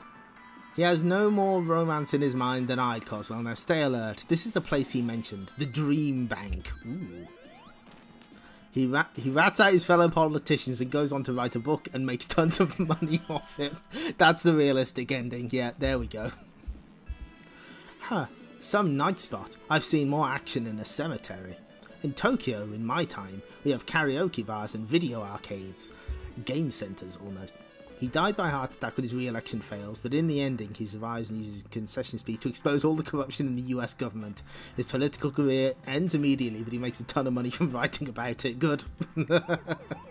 Shadow, we call the video coin-ops here. Thank you, Rage Quitter. But there everyone is filled with laughter and life. Hey barman, what's a guy got to do to get a drink around here? All refreshment comes free, courtesy of the Overlord. These people are dead to the world. What? Oh, Jesus!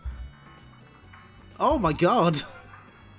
Was it something he ate? This is no joke, Rax. He's been immersed in virtual reality so powerful, he has no conception of his life or death.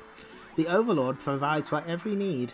Human thought and imagination are redundant when they enter the Dream Bank. And if they refuse? No one will refuse. All flesh units will spend their lives in synchronization with the Overlord in the Dream Bank. Oh no, they've logged into Sword Art Online. Rax, take them. Way ahead of you. Synchronize this, shellhead. Oh, these bad guys are gnarly.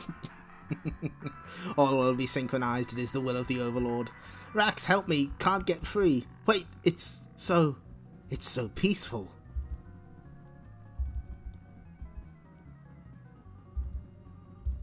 She's entering the dream zone. She's entering LSD. Dream simulator. Now you see the wonders of the Dream Bank. She wants for nothing. She wants out. Here's where the dream becomes a nightmare. Krang. Sorry about that, babe, but you'll thank me in the morning. It was like a narcotic for the mind. Inside the Dream Bank, the real world ceases to exist. Please read that line from Rax in the same voice as the gun shop owner from Resident Evil 2. When he's talking to Claire. This is how the Overlord has taken away these people's human spirit. That's not all. Shads. Oh. Did Rex touch? Oh, Jesus, he did. Fucking hell. Chill out. Also, this middle panel here is going to haunt me for a while. That's, that's not all shads. These guys ain't just after our spirit, they're out for blood. No. The Overlord's virtual reality is nothing but a digitized illusion. Human dreams and imagination are worth more than this. Tack. Main VR switch off. Release them from their devices, Rax. Let us show them reality. Come on, guys, this ain't no interactive movie anymore. This is life or death. Where am I? Yeah, waste the androids. Okay, good. Wow. Oh my god. The androids are outnumbered, but they are strong. No worries, Shadow. I reckon the Dream Bank console has control over them. No, the Dream Bank must not be harmed. You will never destroy the smash. In your dreams. The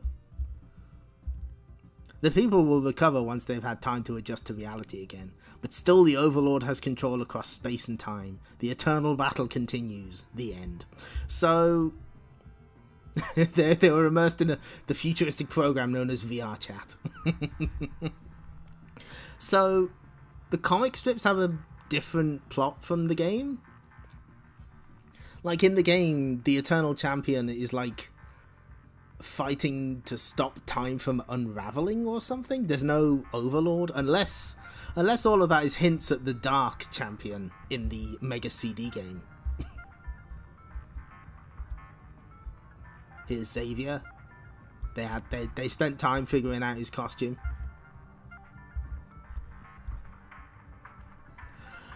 Xavier Pendragon, full name, scientist alchemist.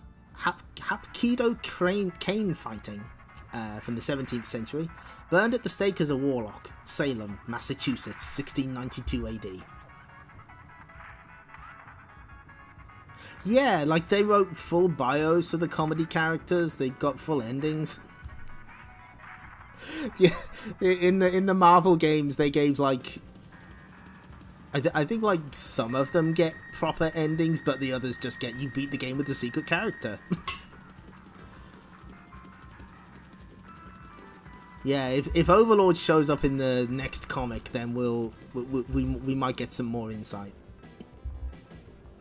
Xavier's only love was science. After failing as a blacksmith, Xavier had to find a new career. Alchemy seemed a good alternative. He worked on the age-old problem of turning base metal into gold, but instead discovered the secret of an unlimited and clean-running energy source. Before he could pass on his findings to future generations, however, he was denounced as a warlock by the superstitious people of his time and burned at the stake. Xavier wears voluminous hooded robes and carries a snake dragon staff, and looks like some kind of medieval wizard most of the time. Add to that the pale skin and elf-like ears, it's not surprising the people of Salem thought he was a warlock and wanted to burn him at the stake. Xavier moves with grace and style like a dancer. He thinks of himself as elegant and distinguished. Others say he is arrogant and self-opinionated. He does have a certain dignity, however. Although garrulous and a bit of a know-it-all, he is a brilliant scientist and alchemist. He and Midnight are close friends, well, the closest thing to friends that these two characters could ever get. Midnight is fascinated by Xavier's work with energy systems, and Xavier is fascinated by biochemistry and genetics. Their mutual love of science has brought them together. Xavier likes hot, spicy food. They're doing it again! Xavier is terrified of fire, especially of being burned alive. He also hates horses and anything to do with them. I'm just gonna let that sit there. Turns out, yes! Yeah, there is a Hapkido that uses a cane called Jipang E. Thank you. Good to know. Horse fist. Xavier has little time for the ignorant or untutored. He is impatient and full of nervous energy, always wanting to get on with his next task. He has contempt for all the other heroes, especially Slash and Trident. Flying Axe Kick, Leaping Crescent Kick, all good moves, all good names. So yeah, again, they don't really explain what some of these moves do. I think identity change is like you just change into the other player. Confusion spell. They always explain the insult. They always have to explain that. Anything else, we do not have the space, my god. The moves grid is taking up so much space. The Iron Horse stance. Okay, interesting. So Jetta Max with 2 X's. Circus Acrobat, Savat and Penkak Silat. Late 19th century, killed in mysterious circus accident, China, 1899. So for some reason they put her likes and dislikes into one. Born in Russia, Jetta was active as a revolutionary, plotting against a tyrannical Tsar. She was forced to flee to Indonesia, where she learned Penkak Silat to add to her knowledge of Savat. Going undercover as a circus acrobat in China, she met with other revolutionaries and planned a return to Russia. However, agents of the Tsar caught up with her in China and arranged for her untimely death in a circus accident. Blonde and beautiful, dressed as a circus acrobat with additional razor-sharp discs at wrists and ankles. Cold and distant, but also efficient and businesslike. Strong, idealistic, and fanatical about fulfilling her mission, she's formed an attachment to Larson Tyler, who is also an idealist. Hates monarchists, kings, queens, or any despotic tyrants. She developed a fear of heights following her death in the circus. We are 6 for 6 on that, I think. She dislikes Slash, who seems brutish towards her. She utterly hates Midnight and cannot see him as anything other than a vampire. Flying choke. One of these is basically a move that doubles her speed. It might be Resonate.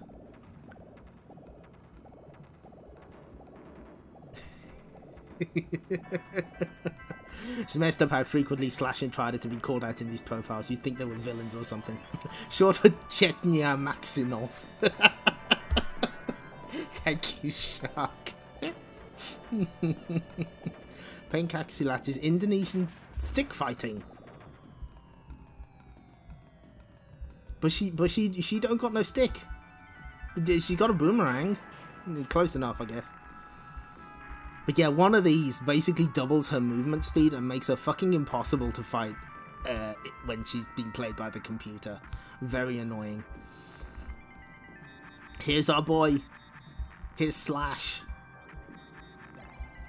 He's had so much shit talked about him.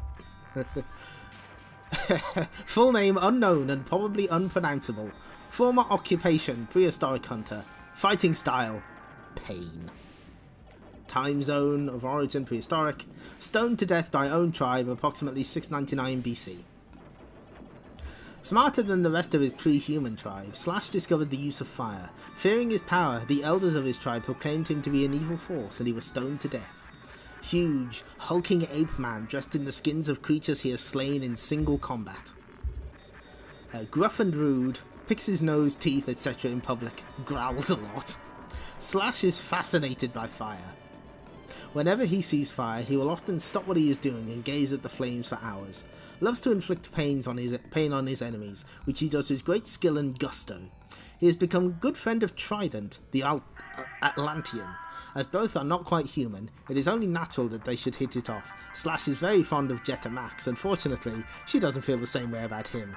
He gets on well with Rax, as both enjoy fighting. Dislikes Midnight and Xavier intently. So, you beat me to it. I was about to joke. The opponent beat me to it. Do we have a relationship chart for the Eternal Champions cast? Can someone get on that, please? We've got all the data we need. Deceptively intelligent for a prehistoric human, Slash is not fazed by the modern technology he encounters in the far future. To him, it is just another enemy to be conquered.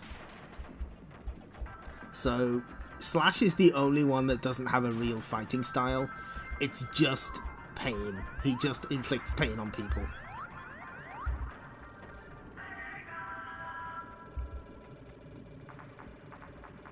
Ooh, they actually explain what one of these does. Power Thud Club. Dazes opponents.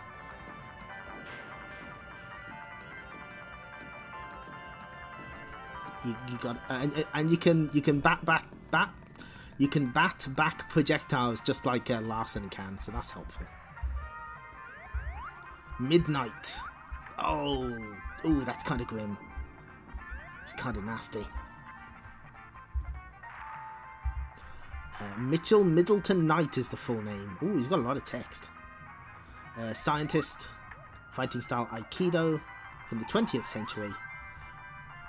Heart pierced by magnesium stake in London 2101. Born in... Okay. We're going to have to zoom in a little.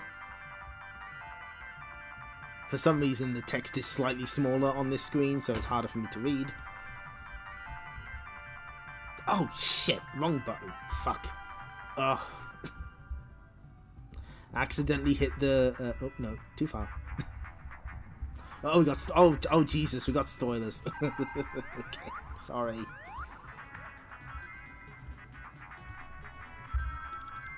Midnight has a lot of lore. So, born in 1967 into money, Mitchell originally worked at his family's sophisticated DNA research labs. There, obsessed with the idea of preserving youth, he eventually created a new serum predicted to allow humans to live for hundreds of years. To test the serum, Mitchell needed government approval, but the government of the day only wanted the serum for destructive purposes, as a chemical weapon. Mitchell fled with his serum, but he was caught and injected with a version of his own formula and unexpectedly transformed into a vampire-like creature. He escaped to England and took on the name of Midnight. For over 130 years he lived in the city of London, trying desperately to find a cure for both himself and for the millions who'd been contaminated during the Third World War. On principle, he refused to renew his life energy by killing another person, as gradually his body rotted away, though his face remained intact. He was about to perfect a cure when an agent from the government tracked him down and put an end to him, driving a magnesium stake through his heart. Midnight. They spelled it wrong. So, yeah, in the game, his stage is Vietnam, and as mentioned, the character Blast, who's in the Mega CD version, and was planned for the Mega Drive version but didn't quite make it, his backstory is that he was killed in Vietnam, and that's why Midnight's stage doesn't match when he died. So now you know. Regal and a dignified bearing. His face is cleanly handsome. However, the rest of his body appears to be in an advanced state of decay, and his eyes are red. If you could gaze at Midnight's frightening red eyes for long enough, you would notice he never blinks. He is studied and careful in his movements, reserved and thoughtful. He loves fresh blood, if you can get it without harming anyone. He hangs around with Xavier. Together they work on various projects when they can. Xavier is the only champion Midnight speaks to, other than polite courtesies. Is Midnight the main character? Do we have a Dimitri situation on our hands? Midnight hates the sunlight and will only go out during the day if he has to. What? Oh, okay, and will only go out during the day if he has to. He also hates garlic and is uncomfortable in the presence of crosses. This last dislike is largely psychological, as Midnight is not a true vampire. Also, I think the magnesium stake might have done something. Oh, here we go. He is a brilliant scientist, but has sworn never to work with magnesium again since his unfortunate encounter with the magnesium stake. Midnight keeps himself to himself. Indeed, most people would have it no other way, for Midnight makes people uncomfortable, what with the rotting flesh, fangs and blood-red eyes. Xavier, of course, rather enjoys this side of Midnight's character. Midnight constantly yearns for fresh human blood, but controls his urge with an iron will, for he has sworn never to kill a person for their blood. Sometimes his vampiric side becomes too strong and he will lose control momentarily. His eyes will redden and his fangs extend. He has never lost complete control. Yet.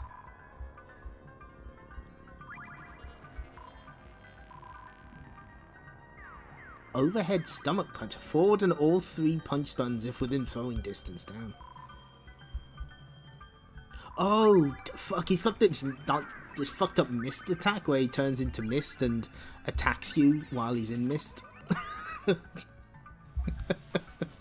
I think, well, I don't know, Bobinator. I think the person who wrote this ship's Midnight and Xavier. They gotta work with. They don't have that much material to work with. Anyway, here's Blade. Not that Blade, different Blade. Full name, Jonathan Blade, bounty hunter. His fighting style is Kenpo. In the 21st century, killed by deadly bacteria from smashed vial, New Chicago 2030.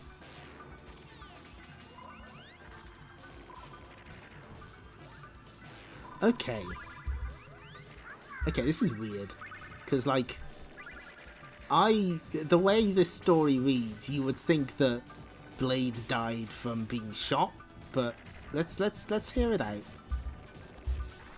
Born in Syria, raised in Africa, Officer Jonathan Blade was dedicated to the extreme, working some of the meanest parts of New Chicago. He had, however, one small problem: his temper. After almost getting killed several times by a suspect during a case, Blade finally caught up with him. The suspect again tried to terminate Blade, who sidestepped the laser shot and grabbed the suspect. Being the only human, Blade was out of patience. He proceeded to thrash the subject nearly to death. The suspect survived and sued the department.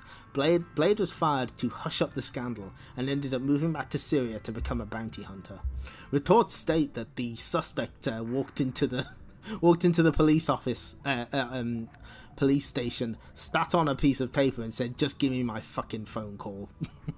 His final case dealt with a rogue scientist who had escaped a government bioweapons lab. In a standoff, the scientist was threatening to smash open a vial containing a virus that would kill 95% of the Earth's population if the Syrian government didn't stop all bio-research. The government hired Blade to safely retrieve the vial. Blade agreed on one condition, that the government wouldn't interfere. They agreed.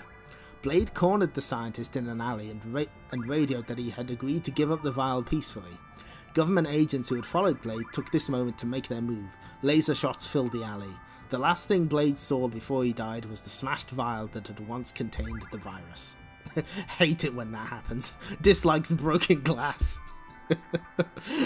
Tall and very intimidating, Blade wears a distinctive outfit that almost screams, "Take me on if you dare." High-tech 21st century weaponry such as stun beams and tracking blades make Blade one bounty hunter you don't escape from.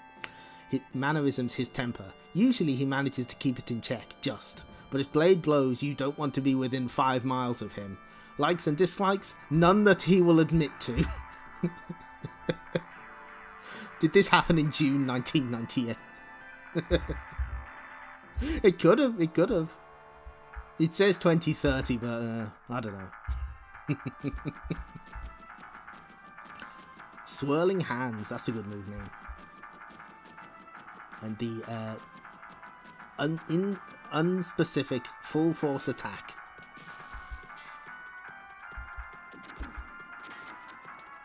That tracking blade. So that one, like, it's a fireball that follows you, follows the opponent, and never ever gives up. Like, ever. I think, like, someone tried to dodge it in the Mega CD one, and eventually it just gets you. Hold on a moment.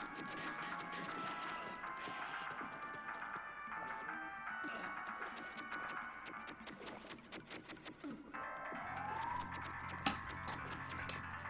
Fortress of Eternity. Pre-Manhunter Slash faces combat technology from thousands of years into his future. The training modes of the battle room. Vish, Zow, Ag. Saviour, I heard screams of pain. What is happening? Tis the ape creature. He has been trapped in the room for some long time now. The beast knows not how to free himself. But he's in danger. We must release him. Open the door. Kapow. Slash, stay calm. We are here to help. Golden hair? Zack. Vish. This instrument says Slash has been fighting here for almost 5 hours. It could be too much for him. That is the, Wait, what the fuck's going on with it? Hold on. We gotta go back a bit. Hang on. What's with his green arm? I've only just noticed that. He's got like a green arm? His left arm? Is that like clothing of some kind? What the fuck? I heard violence and I'm not a part of it.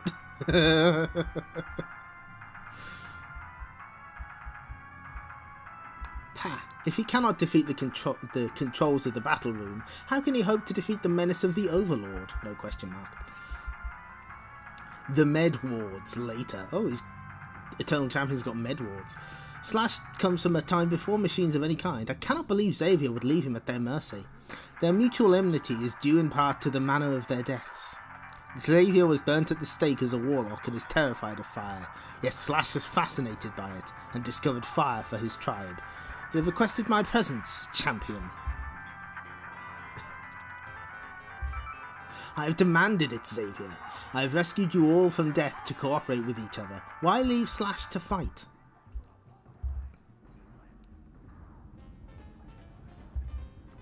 To reveal how pitiful is his brain power. Rah, you leave Slash to die. Needed help. What? Then what purpose can you serve to the Eternal Champions? A warrior fights on his wits, blending combat with the arts of magic and science. Arg! Yet all you can offer is the violence of the beast. Ugh. Can smash past wizard any day. Enough. The balance of good and evil is not served by this fighting. We will find a solution. Oh yeah, it is like that in the game. I guess it's, maybe it's like alligator skin or something?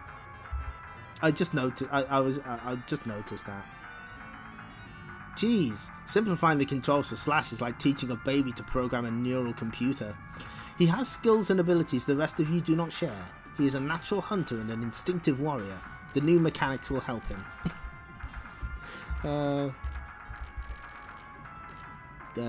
Midnight just working on the computer. And locating the override on this side of the door will mean no one can be trapped within. Slash understand. Methinks. Oh, this is good. That's beautiful. We just... That is a good panel. That's a good panel. The ogre clearly lacks the wit to control this simple magical device. He will never work together as a team. Xavier. But if that's not to be, then let us at least share the dignity of comrades at arms. Wizards say comrades. But he still believes Slash not smart enough for champions. Put me down, imbecile. Rah, wah. Grr. Set battle parameters. Set combat duration. Grr. Usagi holding the floppy disk. Slash saying, just so you know, I'm not very good with computers. Now Wizard had plenty time to see what Slash learned. Whoosh. Door not open till sunset. Ho ho. You brainless dolt! Come sunset, you'll suffer at my hands. Blam, swoosh, doom, badoom. Wizard have to get up very early to outsmart Slash. That looks like Wolverine. That's a Wolverine face if ever I've seen one. The end. 9 Ultimate Warriors fighting across time for the soul of the future. These are the Eternal Champions. That's it. Literal labbing. You're right. I think that was just like the end page. So there you go. That is the Eternal Champions special. I think that was an excellent read. Mostly for the interview. God, finding out that they did so much focus testing explains so much. That was really... And unfortunately, yeah, we never got to see the Overlord. I'm sorry about that. But we got an all-new Sonic strip inside. Sonic the Poster Mag issue 6. Giant-sized Sonic poster. A Sonic the Comic mega production. So I'll have to change the... Hold on. Wait a minute. Scroll down.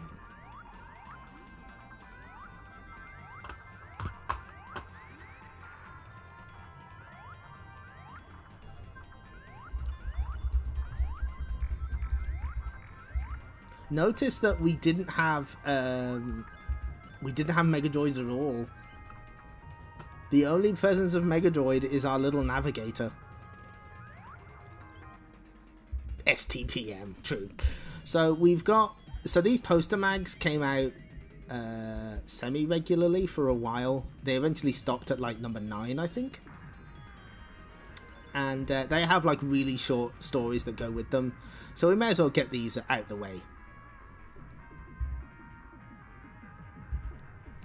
Beneath the planet Mobius lies a secret underground base, home of freedom fighter and cool dude Sonic the Hedgehog. Here, the Kintobo computer keeps Sonic informed of the devious deeds of Dr. Robotnik. Sonic, I'm receiving information of new badnik activity on the floating island in the Marble Garden Zone. Typical that Tails isn't around to fly me there in the biplane. No time to contact the others, I'll leave Tails a message to meet me later. Is the hyperstring ready to use, Kintobo? It's still untested, Sonic. Too bad.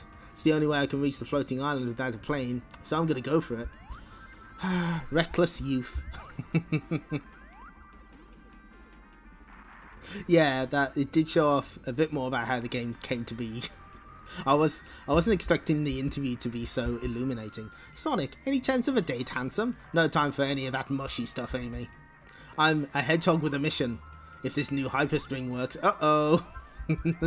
Then take me with you. Great, that's all I need. Fadoing. You do realise your extra weight could make me miss the island, don't you? I'll have you know I watch my weight. Rough. Yeah, that's a good Amy face. Let's see it again. Yep. Good. Just made it. Wow. Wow, this marble garden zone is lovely. Yeah, maybe. But it can also be pretty deadly. Gasp. I knew you shouldn't have come along. You're really going to get in the way on this mission. Do you know your eyes sparkle when you're angry? Get this straight, Amy. I'm not your boyfriend and I don't need you around, okay? Sonic, look out. Oh my god. A Poindexter, that's what they're called. Is her crossbow like a 6-shooter? Now tell me again about how you don't need me around. Ahem. We have a mission to accomplish, Amy. Yeah, Amy's extra spiky. Okay, pal, tell me about this new badnik threat to the Marble Garden. It's Dr. Robotnik's newest creation, the Combinik. The Combinik is a combination of 3 different badniks in one. If it's successful, Robotnik plans to make all future badniks the same way. A badnik 3 times as difficult to destroy. Uncool. That Combinik has to be found and stopped. We've also got to be on the lookout for Knuckles. He's not a baddie by nature, but somehow Robotnik has convinced him I'm his enemy. He could be anywhere on this island. Yike, the ground's giving way. Oh yeah, forgot to warn you about that. Yes, that is true. The artwork for Sonic CD, where like in the action shot where her quills are being pulled, that's what they based, because there wasn't really any other art to go off aside from actual in-game sprites, so they based it on that. Still think this zone is lovely, Amy?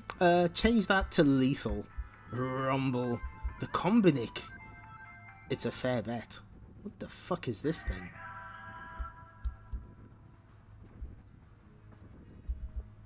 Right, let's see what this thing's made of. Amy is ready to shoot to kill. Bonk. Very hard materials. Kadang. My crossbow's having no effect either. Let's take this battle outside. Whoosh. Smash. It's still chasing us, Sonic. I'm stuck for ideas on how to stop it. You just said the magic word. Let's see it follow us now. Games? What are those? Nobody knows. It's a mystery. It's stuck in the mud pit. Finished. Yippee! You know, we make a great team, Sonic. Maybe. Hey, look, here's Tails with our lift home. Never thought I'd be so pleased to see that fox. Oh, is that really Tails in there? They legally couldn't draw Tails. They had to hide his face. As Sonic and Amy fly back to Mobius with Tails, Knuckles emerges. Sonic has been here. Lucky for him we didn't meet. This time. The end. That's a cute little flower on his head. Good, like that. Streets of Rage in the next Sonic the Poster Mag. All new action with Axel, Max, Blaze and Skates. Plus giant poster. 22nd of October. Miss it at your peril. Hang on a sec. Sorry, I'm skipping ahead a bit. Oh, I fucked this up. So that's number 5. That's number 9. Number 8. Okay. Okay, let's skip ahead a little, because did I try to draw Knuckles' gloves with fingers? Let's analyze that. Let's take a look.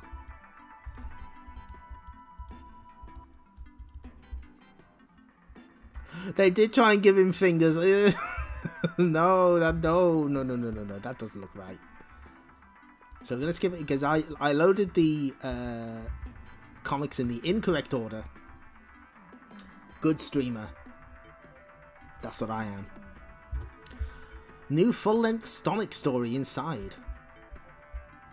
And you can get a giant Supersonic poster if you want him to be staring at you at all times. Ocean of Horror. The Oil Ocean Zone.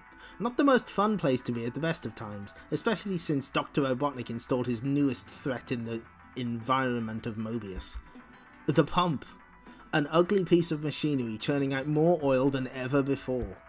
Good logo here. Big fan. Can't sleep, Supersonic will eat me. Can't sleep, Supersonic will eat me. Oh, is this Richard Elson? I think it is.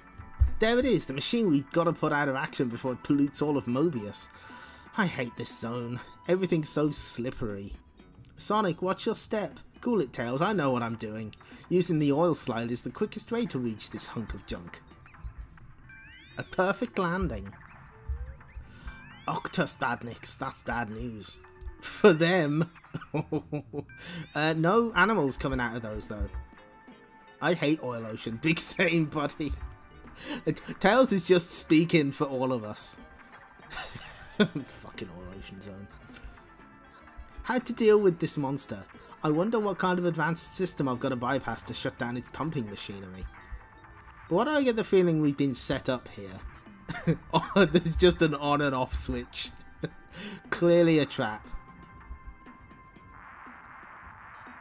That's it, Sonic. The oil stopped gushing out. It's all a bit too easy for my liking.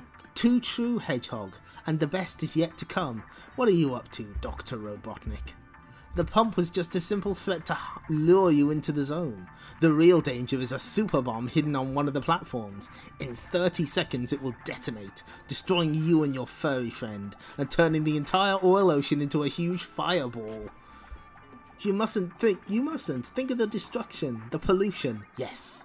Lovely thought, isn't it? Ha ha ha ha. Gotta find that bomb. Looks like Robotnik's won this time. Even you aren't fast enough to search the entire zone in a few seconds. Wanna bet? 20 seconds to detonation. More Batniks. I don't need this hassle today. 21 seconds. Reminder that an earlier story had Sonic going across the planet in 5 seconds to stop a laser satellite. Sonic is pushing himself to the limit. What a hero. Help me find that bomb pixel, I'm running out of time. 17 seconds.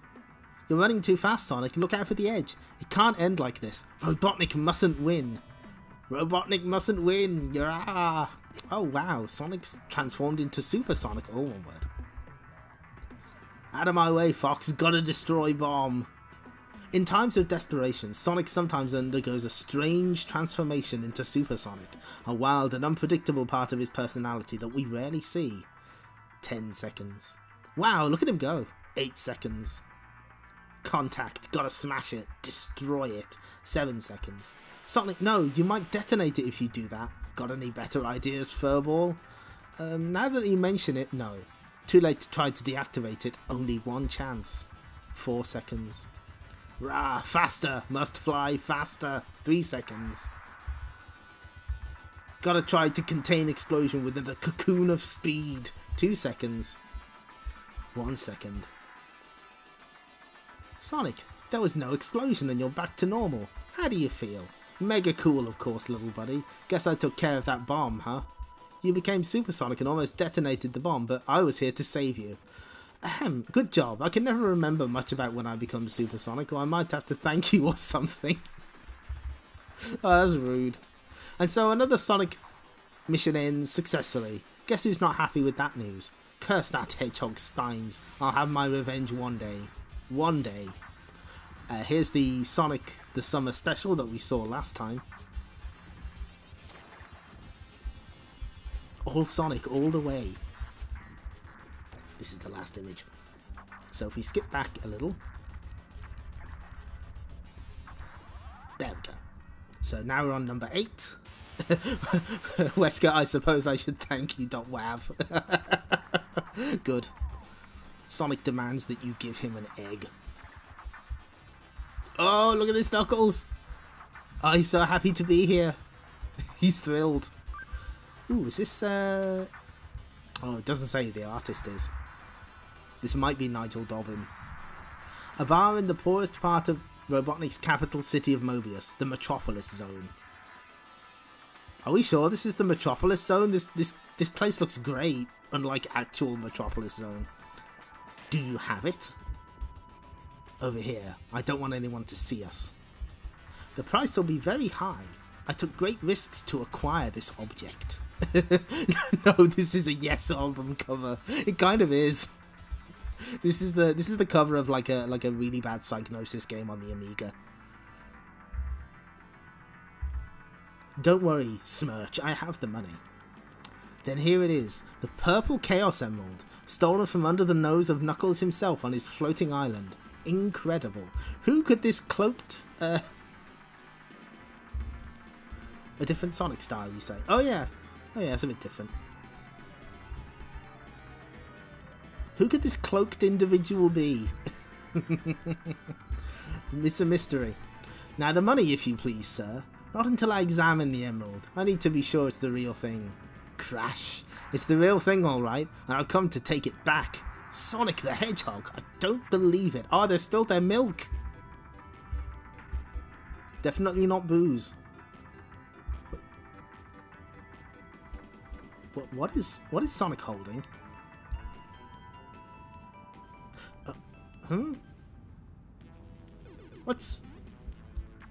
Where's that hand coming from? I'm very confused. There's a hand here that's holding like a... Huh? Is that a mistake? Anyway, hand it over, creep, if you know what's good for you. I don't think so, Sonic. Not when I can do this, foom. One breath of my poisonous gas and it's all over, Hedgehog. This bar is... Oops. This bar is packed. I've got to clear the gas quickly before it reaches any of the other customers. That did it, and the wind will take care of the rest. Pretty neat. Smash. Oh, yeah, he is holding it. Yeah, but... Okay, I see it. Yeah, he is holding it in the panel above. But his arm's red. Or maybe that's just the shading. Deeply mysterious. He's gone, but I still have you. What's your connection with that Smirch character, and how did he get a hold of a Chaos Emerald? The Emerald? He stole it, Sonic. Oh, I think I know who this is. He stole it from me. And now, thanks to your interference, he's got away. Oh, that's a good Knuckles face.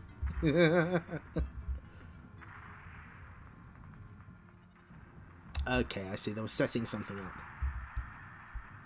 I've got to find that emerald again, and quickly. Stay out of my way this time, Sonic. No way, Knuckles. Besides, I have something you don't. This tracking device, which is set up to recognize the Chaos Emerald's unique energy signature, courtesy of Porker Lewis. This way. Give me the device, Sonic. This is between me and Smirch. Forget it, pal. If that emerald gets into Robotnik's hands again, we're all in trouble. There he is. Ha. How did Sonic find me so quickly? Where did Knuckles come from? Stay back, Sonic. I'll handle this now. Ha! If you're so good at handling things, how come you got hold of the Chaos Emerald in the first place? I'm faster than you. You'll never catch me, Knuckles. Maybe I don't have to. All I need to do is punch the wall here. I'm able to sense exactly the right place to strike. The shockwaves travel all the way down to the wall, and...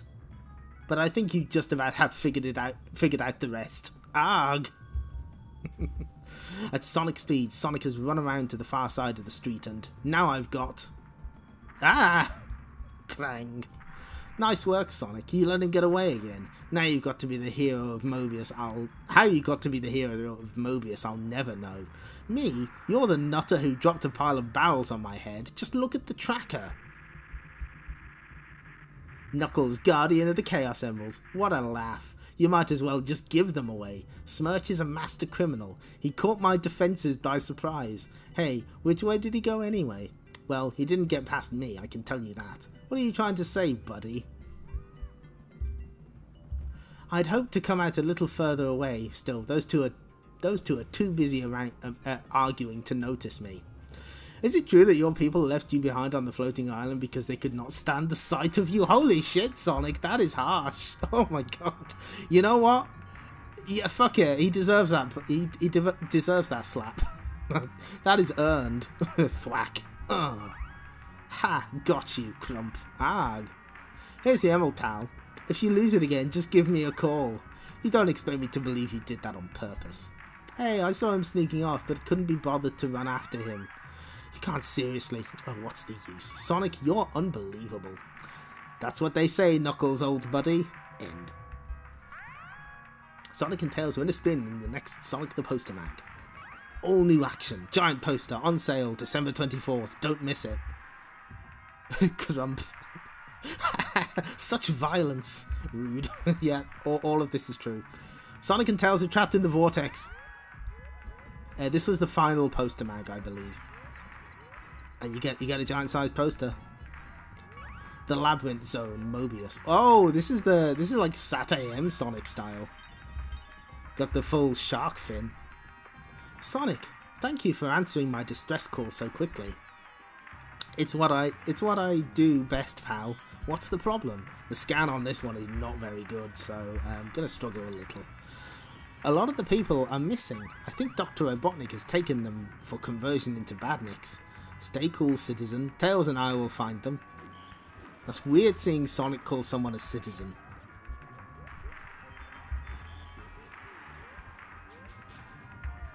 Oh no. Oh no, Tails. Tails, what's going on with your face, buddy? It's the end of another year and Robotnik is still as powerful as ever. Will we ever finally defeat him, Sonic? Don't lose faith, buddy. I know, but sometimes I wonder if I'm making any difference to the world. Can the self-pity, Tails? We've got company. Wow, rude.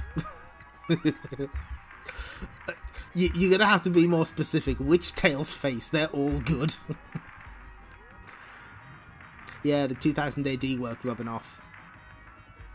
For sure. What kind of pine tree is that? Motobugs. Really fucked up motobugs. Doof, bwup, bnap, blap. You want to make a difference to this world, Tails? Start here. Sonic, we're falling towards the water and you can't swim. I never say I can't swim. It's just that I don't swim. Got it? Pladoosh. Left panel. Yeah, no, that's a good one. I mean, they're all valid choices. Sonic will be able to pick up speed once he reaches the ocean bed. Being sucked backwards towards that crater. Must be some new machine of Robotnik's. Gotta break free. Oh no, Sonic's trapped in that whirlpool. Must find a way to help Sonic. Uh-oh, another problem. The furry one. Destroy him. That's very rude. They're missing people. Got to rescue them. Blast him, fool. He won't keep still. But if I rescue the people, I won't have time to save Sonic. Oh, what should I do? Hang on, folks. I'll save you. I just hope I've made the right decision. Crash. What are these faces? The whirlpool's slowing. The machine must be recharging. Now's my chance. More badniks. Don't these guys ever get tired of losing? Good little action shot there. Tails' eyes, yeah, they're pretty wild in this. That machine's starting up again. Gotta deal with it, but I need air, fast. Yes! Gulp. Oh. See, the game mechanics are in the story. If I keep to the ocean floor, I should be able to keep away from the strongest pull of the whirlpool, so I can strike at its source. Round 2 to the cool blue hedgehog. Whadoom. Well, Sonic's eyes are always connected like goggles. Sort of? Kind of. If you look carefully enough, like, it's more obvious here than it is in, like, official art, but they do sort of look like that.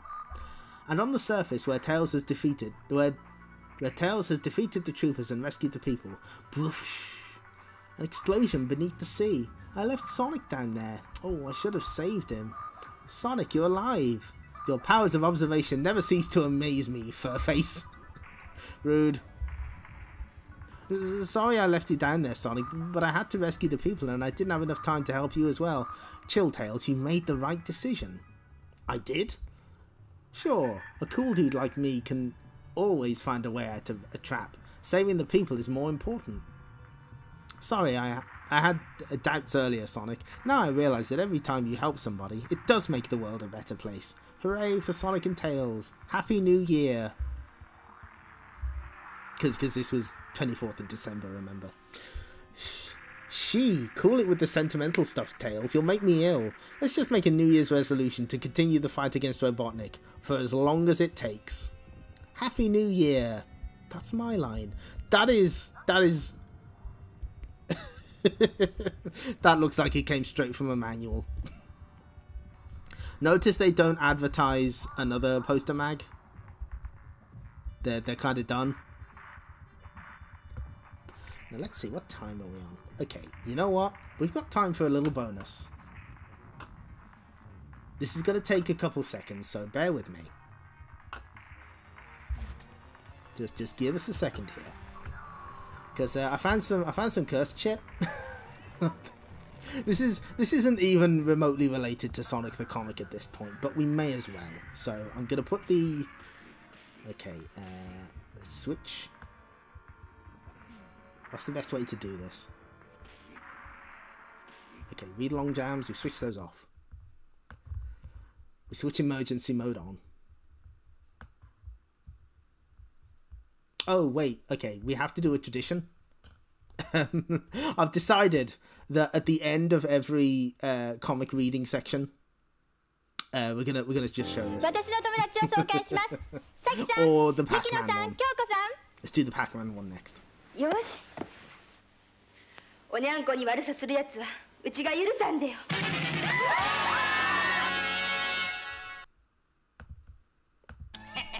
Any minute now, and it's a nice little icebreaker. Not now. Oh shit! Fuck. Any minute now, and it's gonna be Chomp City. Clyde. Not now. I'm getting ready to chomp Pac. But Clyde, there's something I think you ought to know. I'm gonna try and make that blinky face an emote at some point. I kind of have to. Hey, Pepper. Please look forward to it. I think I just caught Pac's jaws.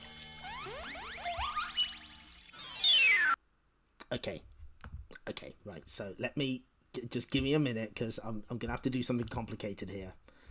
We're going to put emergency mode on. But Clyde... we close that. I'm going to open something else. We're not... This thing, we're not gonna show the whole thing because it's way too long, but you kind of need to see this. If I had to see it, you do as well.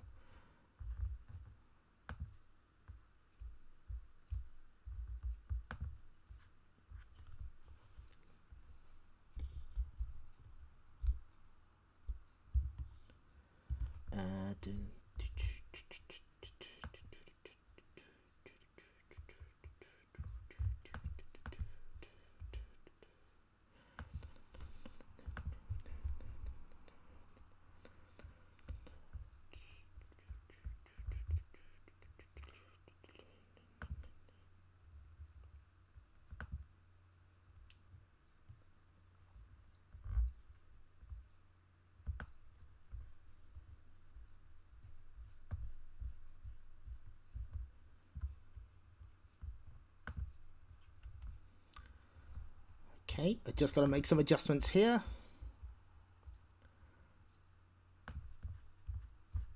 Okay, I think we're good. Aha!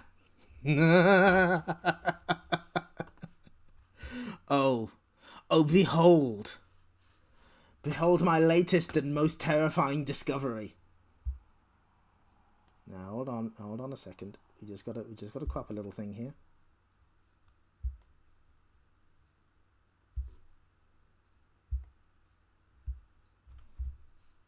That should do. So, this This is Max Overload. This is a magazine that lasted for 2 issues. Some people know what this is.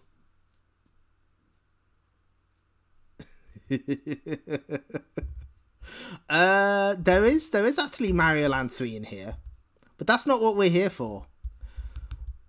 Stone Age stupidity with Chuck Rock, Life's a Beach for Green Dog, Funked Up Fun with Toe Jam and Earl.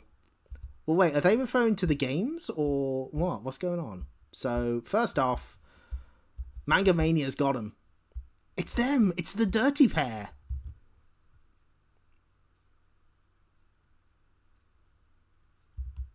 And Akira, Tetsuo Unleashed. I don't know. Urusei Yatsura videos. Oh shit. So this is a little trickier to navigate because this isn't a CBX file or whatever.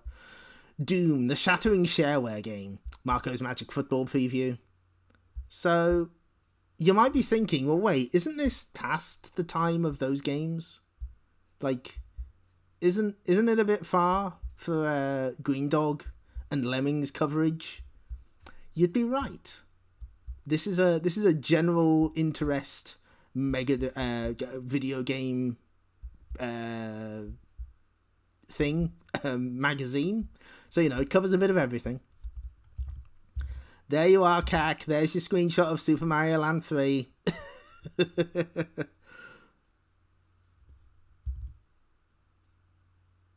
Manga HK, yeah. That might be covering manhwa.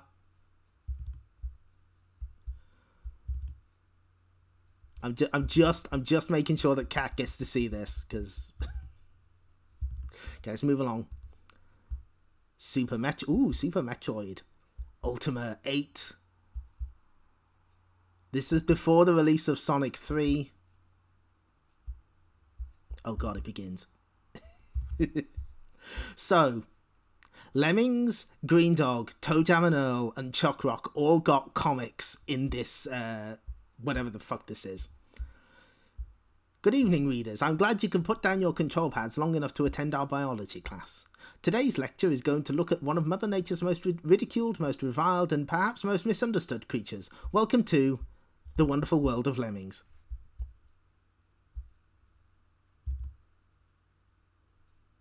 Is that the final version? Oh well, I tried. Now, lemmings are commonly divided into 3 main varieties. The Lemmus, or Norwegian lemmings, first described by Linnaeus in 1758, and also known as Mjodes lemmus. Then there's the Lemmus sibiricus, or brown lemming, which as its name suggests is found in the eastern reaches of Siberia. And if rumours are to be believed, there is also the Lemmus ludicrus, or playful lemmings, which has avoided the attempts of even the most eminent biologists to provide a satisfactory classification. The first historical mention of lemmings comes from the Icelandic saga of Giselsurson. The scholars argue over the accuracy of the translation, since the creatures are referred to, for some mysterious reason, as lemming jars.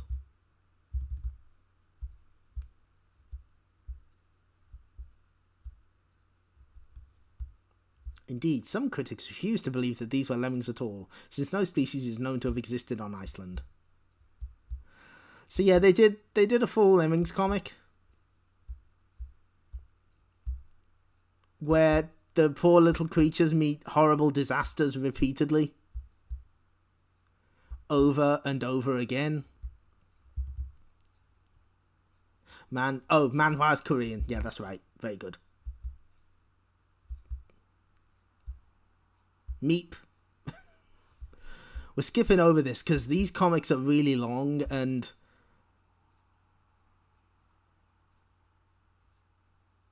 oh no, I don't like this. Leading to the male of the species to leave the nest and seek for new habitats on your bike. Yeah, shout outs to lemmings too.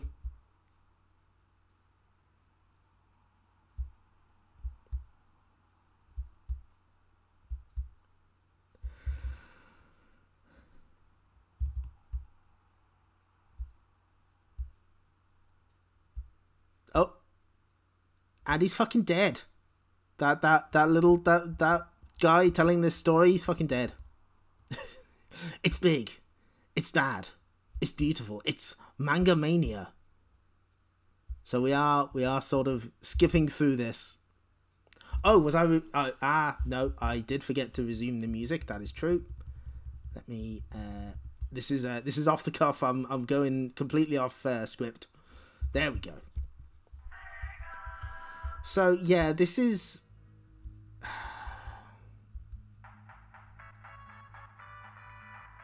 Third birthday of Lemmings. What the hell is Titanic Blinky? What the... Did they make something up?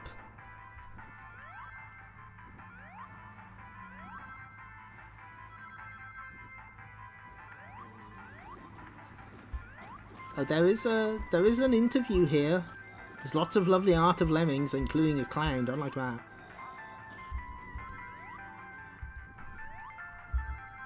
God, here we go.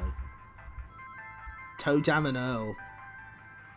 Let's spread some funk across the universe. Hold on, TJ. We're gonna swerve. Oh, that's upside down. I can't read that. So fuck knows how they got the license for any of this. The boys who put the funk in Funkatron, brought to you by Ann Caulfield and Woodrow Phoenix.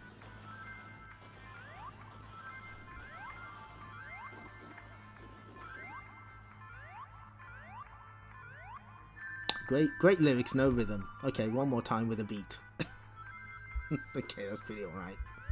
I briefly read through this stuff, and it seems more aimed at... How do I phrase this? It seems more aimed at younger children, maybe? I don't know. It's like, I can enjoy the Sonic, the comic ones, but this one doesn't quite hit.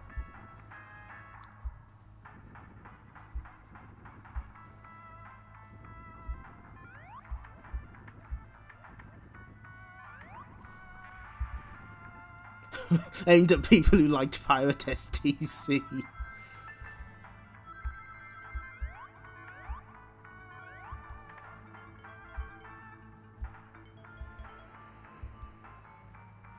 Like, it was this panel that I saw, the one on the right, and I was like, oh, okay, maybe this isn't for me. How did they get the license for this is why the magazine lasted 2 issues. Oh, of course, it's a fucking Amiga game. Titanic Blinky. No wonder I didn't know what the hell it was. Oh. Oh, no. Oh, no. Oh, no. Oh, it's a ZX Spectrum game also? Of course. Okay, I'm gonna... I think... Oh, they got screenshots of the Amiga version on the back of the ZX Spectrum box. That's naughty. You can't do that. That's illegal.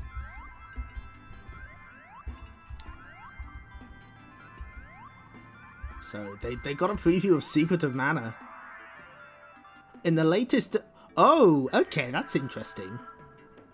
In the latest attempt to stop grey importers, Secret of Mana checks if your machine runs at 60Hz. If you have a UK machine, you'll need the latest Datel Pro adapter, or something similar, in order to run it. It should cost you about £15.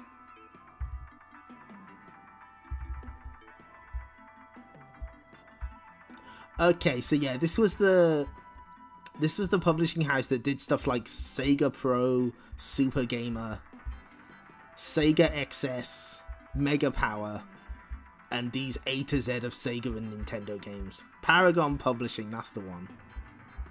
Doom with a View.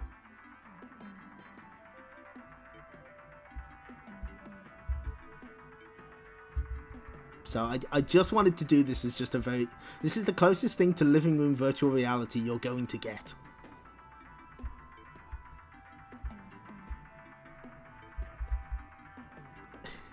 The most incredible thing about Doom is that it's free, gratis, a giveaway, because it's shareware.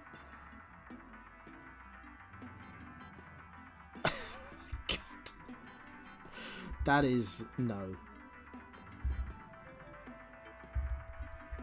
How... Jesus, how many pages is that one? Oh my god. That just goes on for a while. It's... Oh, they spelled scary wrong.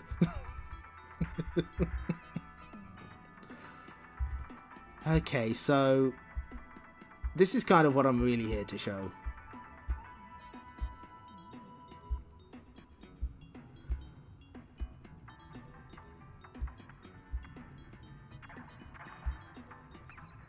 Look at this. What are you boys doing here so late? We're the night watchmen, sir. We thought we'd smelt a noise in here. Good to see you on your toes. Lock up when you're through, fellas. You bet, Mr. Rocks, sir. Are you enjoying this?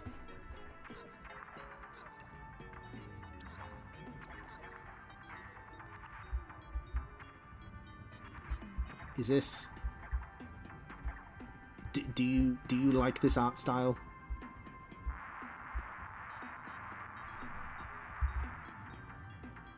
I can see where the rocks were chucked. Anyway, here's a panel of him saying, but this time I've got a rocket up my pocket.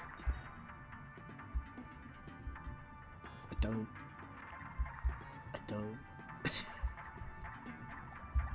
Now, here's the... Someone paged Chubo immediately. Now, here's the... You know what the really fucked up thing is? So, I think it might have been Bobinator, actually, that mentioned that this comic existed, right? And I knew I'd heard about a Chuck Rock comic before, so I managed to find the 2 issues of this that exist. There was actually another Chuck Rock comic that apparently ran in Look-In, which was a magazine from the 70s that kept running until like 1994. And Chuck Rock kept going until the very last issue. I've only been able to find 1 strip of it though. But there was genuinely a second Chuck Rock tie-in comic. Why?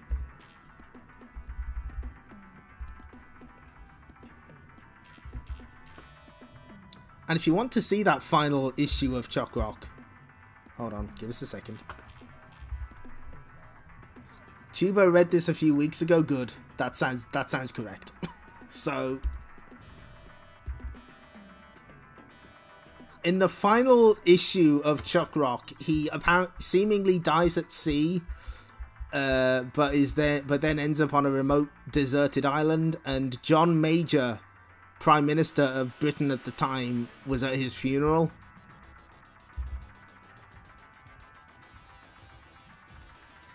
So yeah, there were 2 tie-in Chuck Rock comics, and I don't...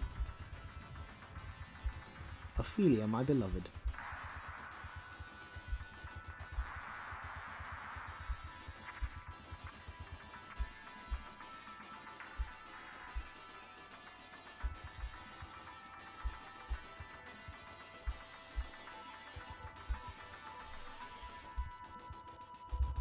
So yeah, they only did 2 issues.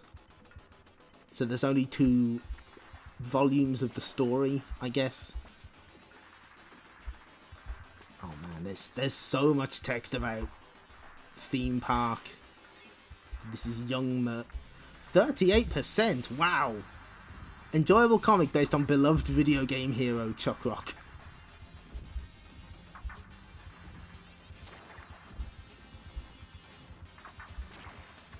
Ooh, a nod to Soul Blazer, nice. Oh, push Marco's Magic Football. Again, I'm just very quickly going through this because there's so much to read. Anyway, here's a Green Dog cartoon. Here's a Green Dog comic. Major bummer, fetch. Wherever I go, in these Caribbean islands, every living thing tries to waste me. But that provides necessary dramatic tension. If everybody was nice to you, then this comic strip would be called My Little Green Dog. You know what? To be fair, the art is actually pretty nice here. Joe and Mac comic with Margaret showing up.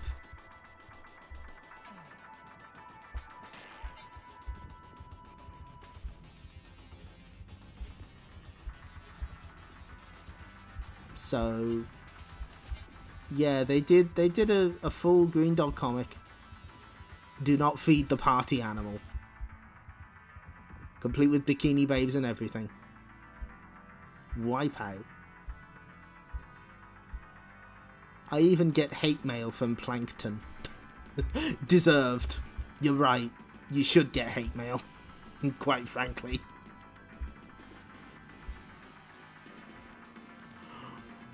Did they... Well, they're offering cheats on the side panel.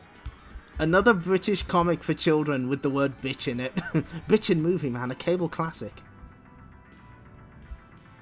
No crabs were harmed during the making of this comic.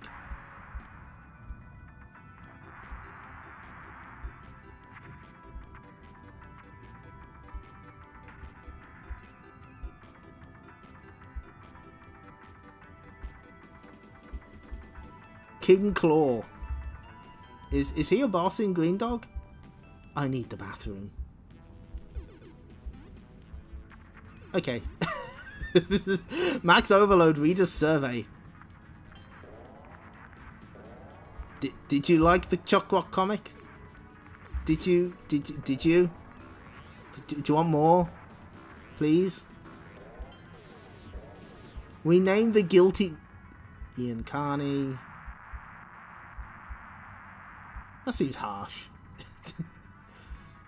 Get your max overdose every month. Why are they focusing on the comic strips? That's... Don't worry, be happy, because we're doing it all again next month. Riotous comic strip insanity. You'd be a doofus to miss it. Great, okay, naff. Oh, is that what they...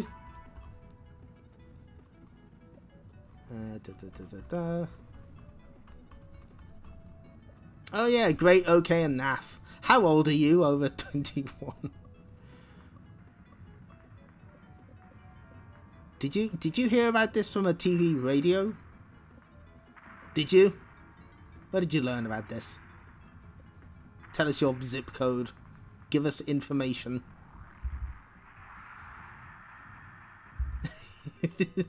Yeah, it's wild that the Fate character worked on the art for Green Dog. they've gone up in the world, bless them. Yes, so I'm gonna close that now. That's a brief look at Max Overload. I just wanted you all to know that it existed and that I was cursed with knowledge. And like, I considered reading the whole thing. I was gonna voice out all the artists, all the comic books. But I'm not invested. I don't know what it is. I just can't. Now we just... Okay, one thing I am going to fix for future read-along streams is I'm going to make sure that we have like a graphic to go behind, you know, just like when I've closed the window. Just to give you something to look at. For now though, yeah, I think we're good. Gotta... Oh, hang on. Wait. Stream end. There we go. Okay. I know that was a little shorter than normal. It was worth looking at briefly for historical purposes, that's true. It's, yeah, it existed. We have to reckon with this fact.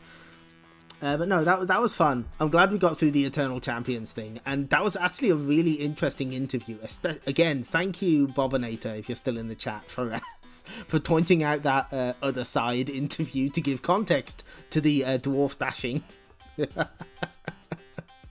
Oh, certainly it existed. Those overloaded to the max. But here they do not exist. For here, only Sonic the Comic rules. Maybe we'll take a look at the second issue of Max Overload in the future. I did try and find the issues of Lookin' with Chuck Rock in it, but the only one I could find. Hold for a few minutes. Oh, okay, I can do that. I could. When I try to wrap up these streams, I end up talking for ages anyway, so that is no problem. So yeah, that was. I'm glad that we're done with Eternal Champions for now. It's going to return as a story in Sonic the Comic, although I am afraid that will not be next week. We are streaming on Wednesday. We're looking at Samurai Showdown 4, Amakusa's Revenge. But on Friday, I am cat sitting again, so I won't be able to stream Sonic the Comic. We'll get back to it though. We have quite a few things to look forward to. We're neck deep in the Sonic the Hedgehog 3 adaptation, eventually moving on to Sonic and Knuckles. We've got more. Hold on, let me check what else is in our future. Yeah, that is unfortunate about Samurai Shodown 3. There's gonna be a fuck ton of flashing. Not much I can really do about that, I'm afraid. But let's see. Hold on. Wait.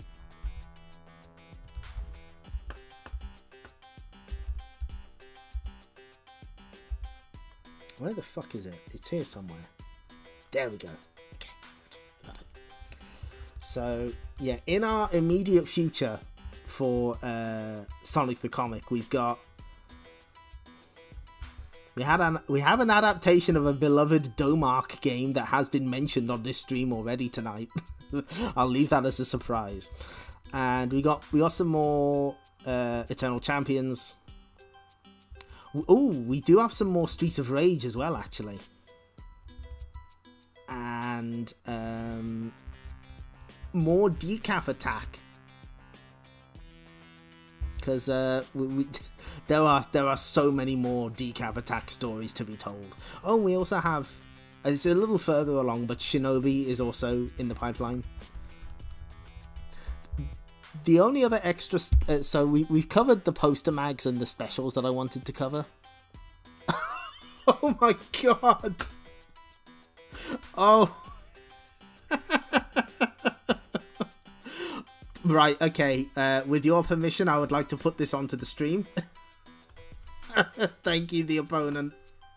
There's no connections for Blade. No one cares. Oh, that's rough. Okay, give us a sec. I gotta fuck around with something. Oh, reset transformation. Deep. Oh no, I gotta do. Oh fuck, I gotta do it on this side. Oh, hang on. Nope. Try and get over. So let's see. Here we go. Thanks to the incredible work of The Opponent.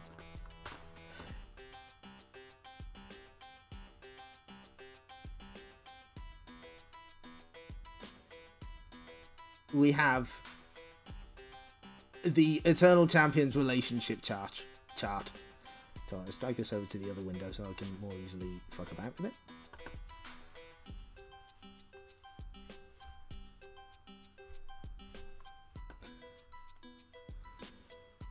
Hang on. No, I got it. Okay. Oh.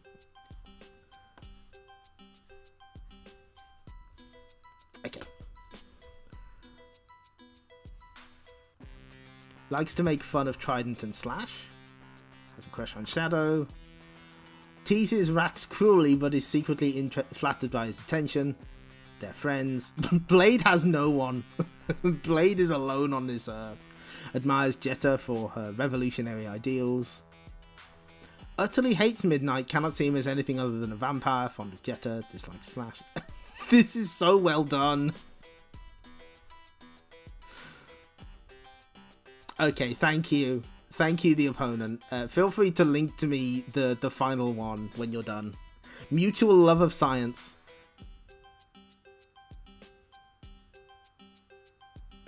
Hates Xavier because he heard him speaking Latin one time. Excellent.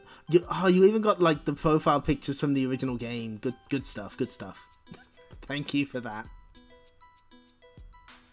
A useful tool for your fanfiction needs.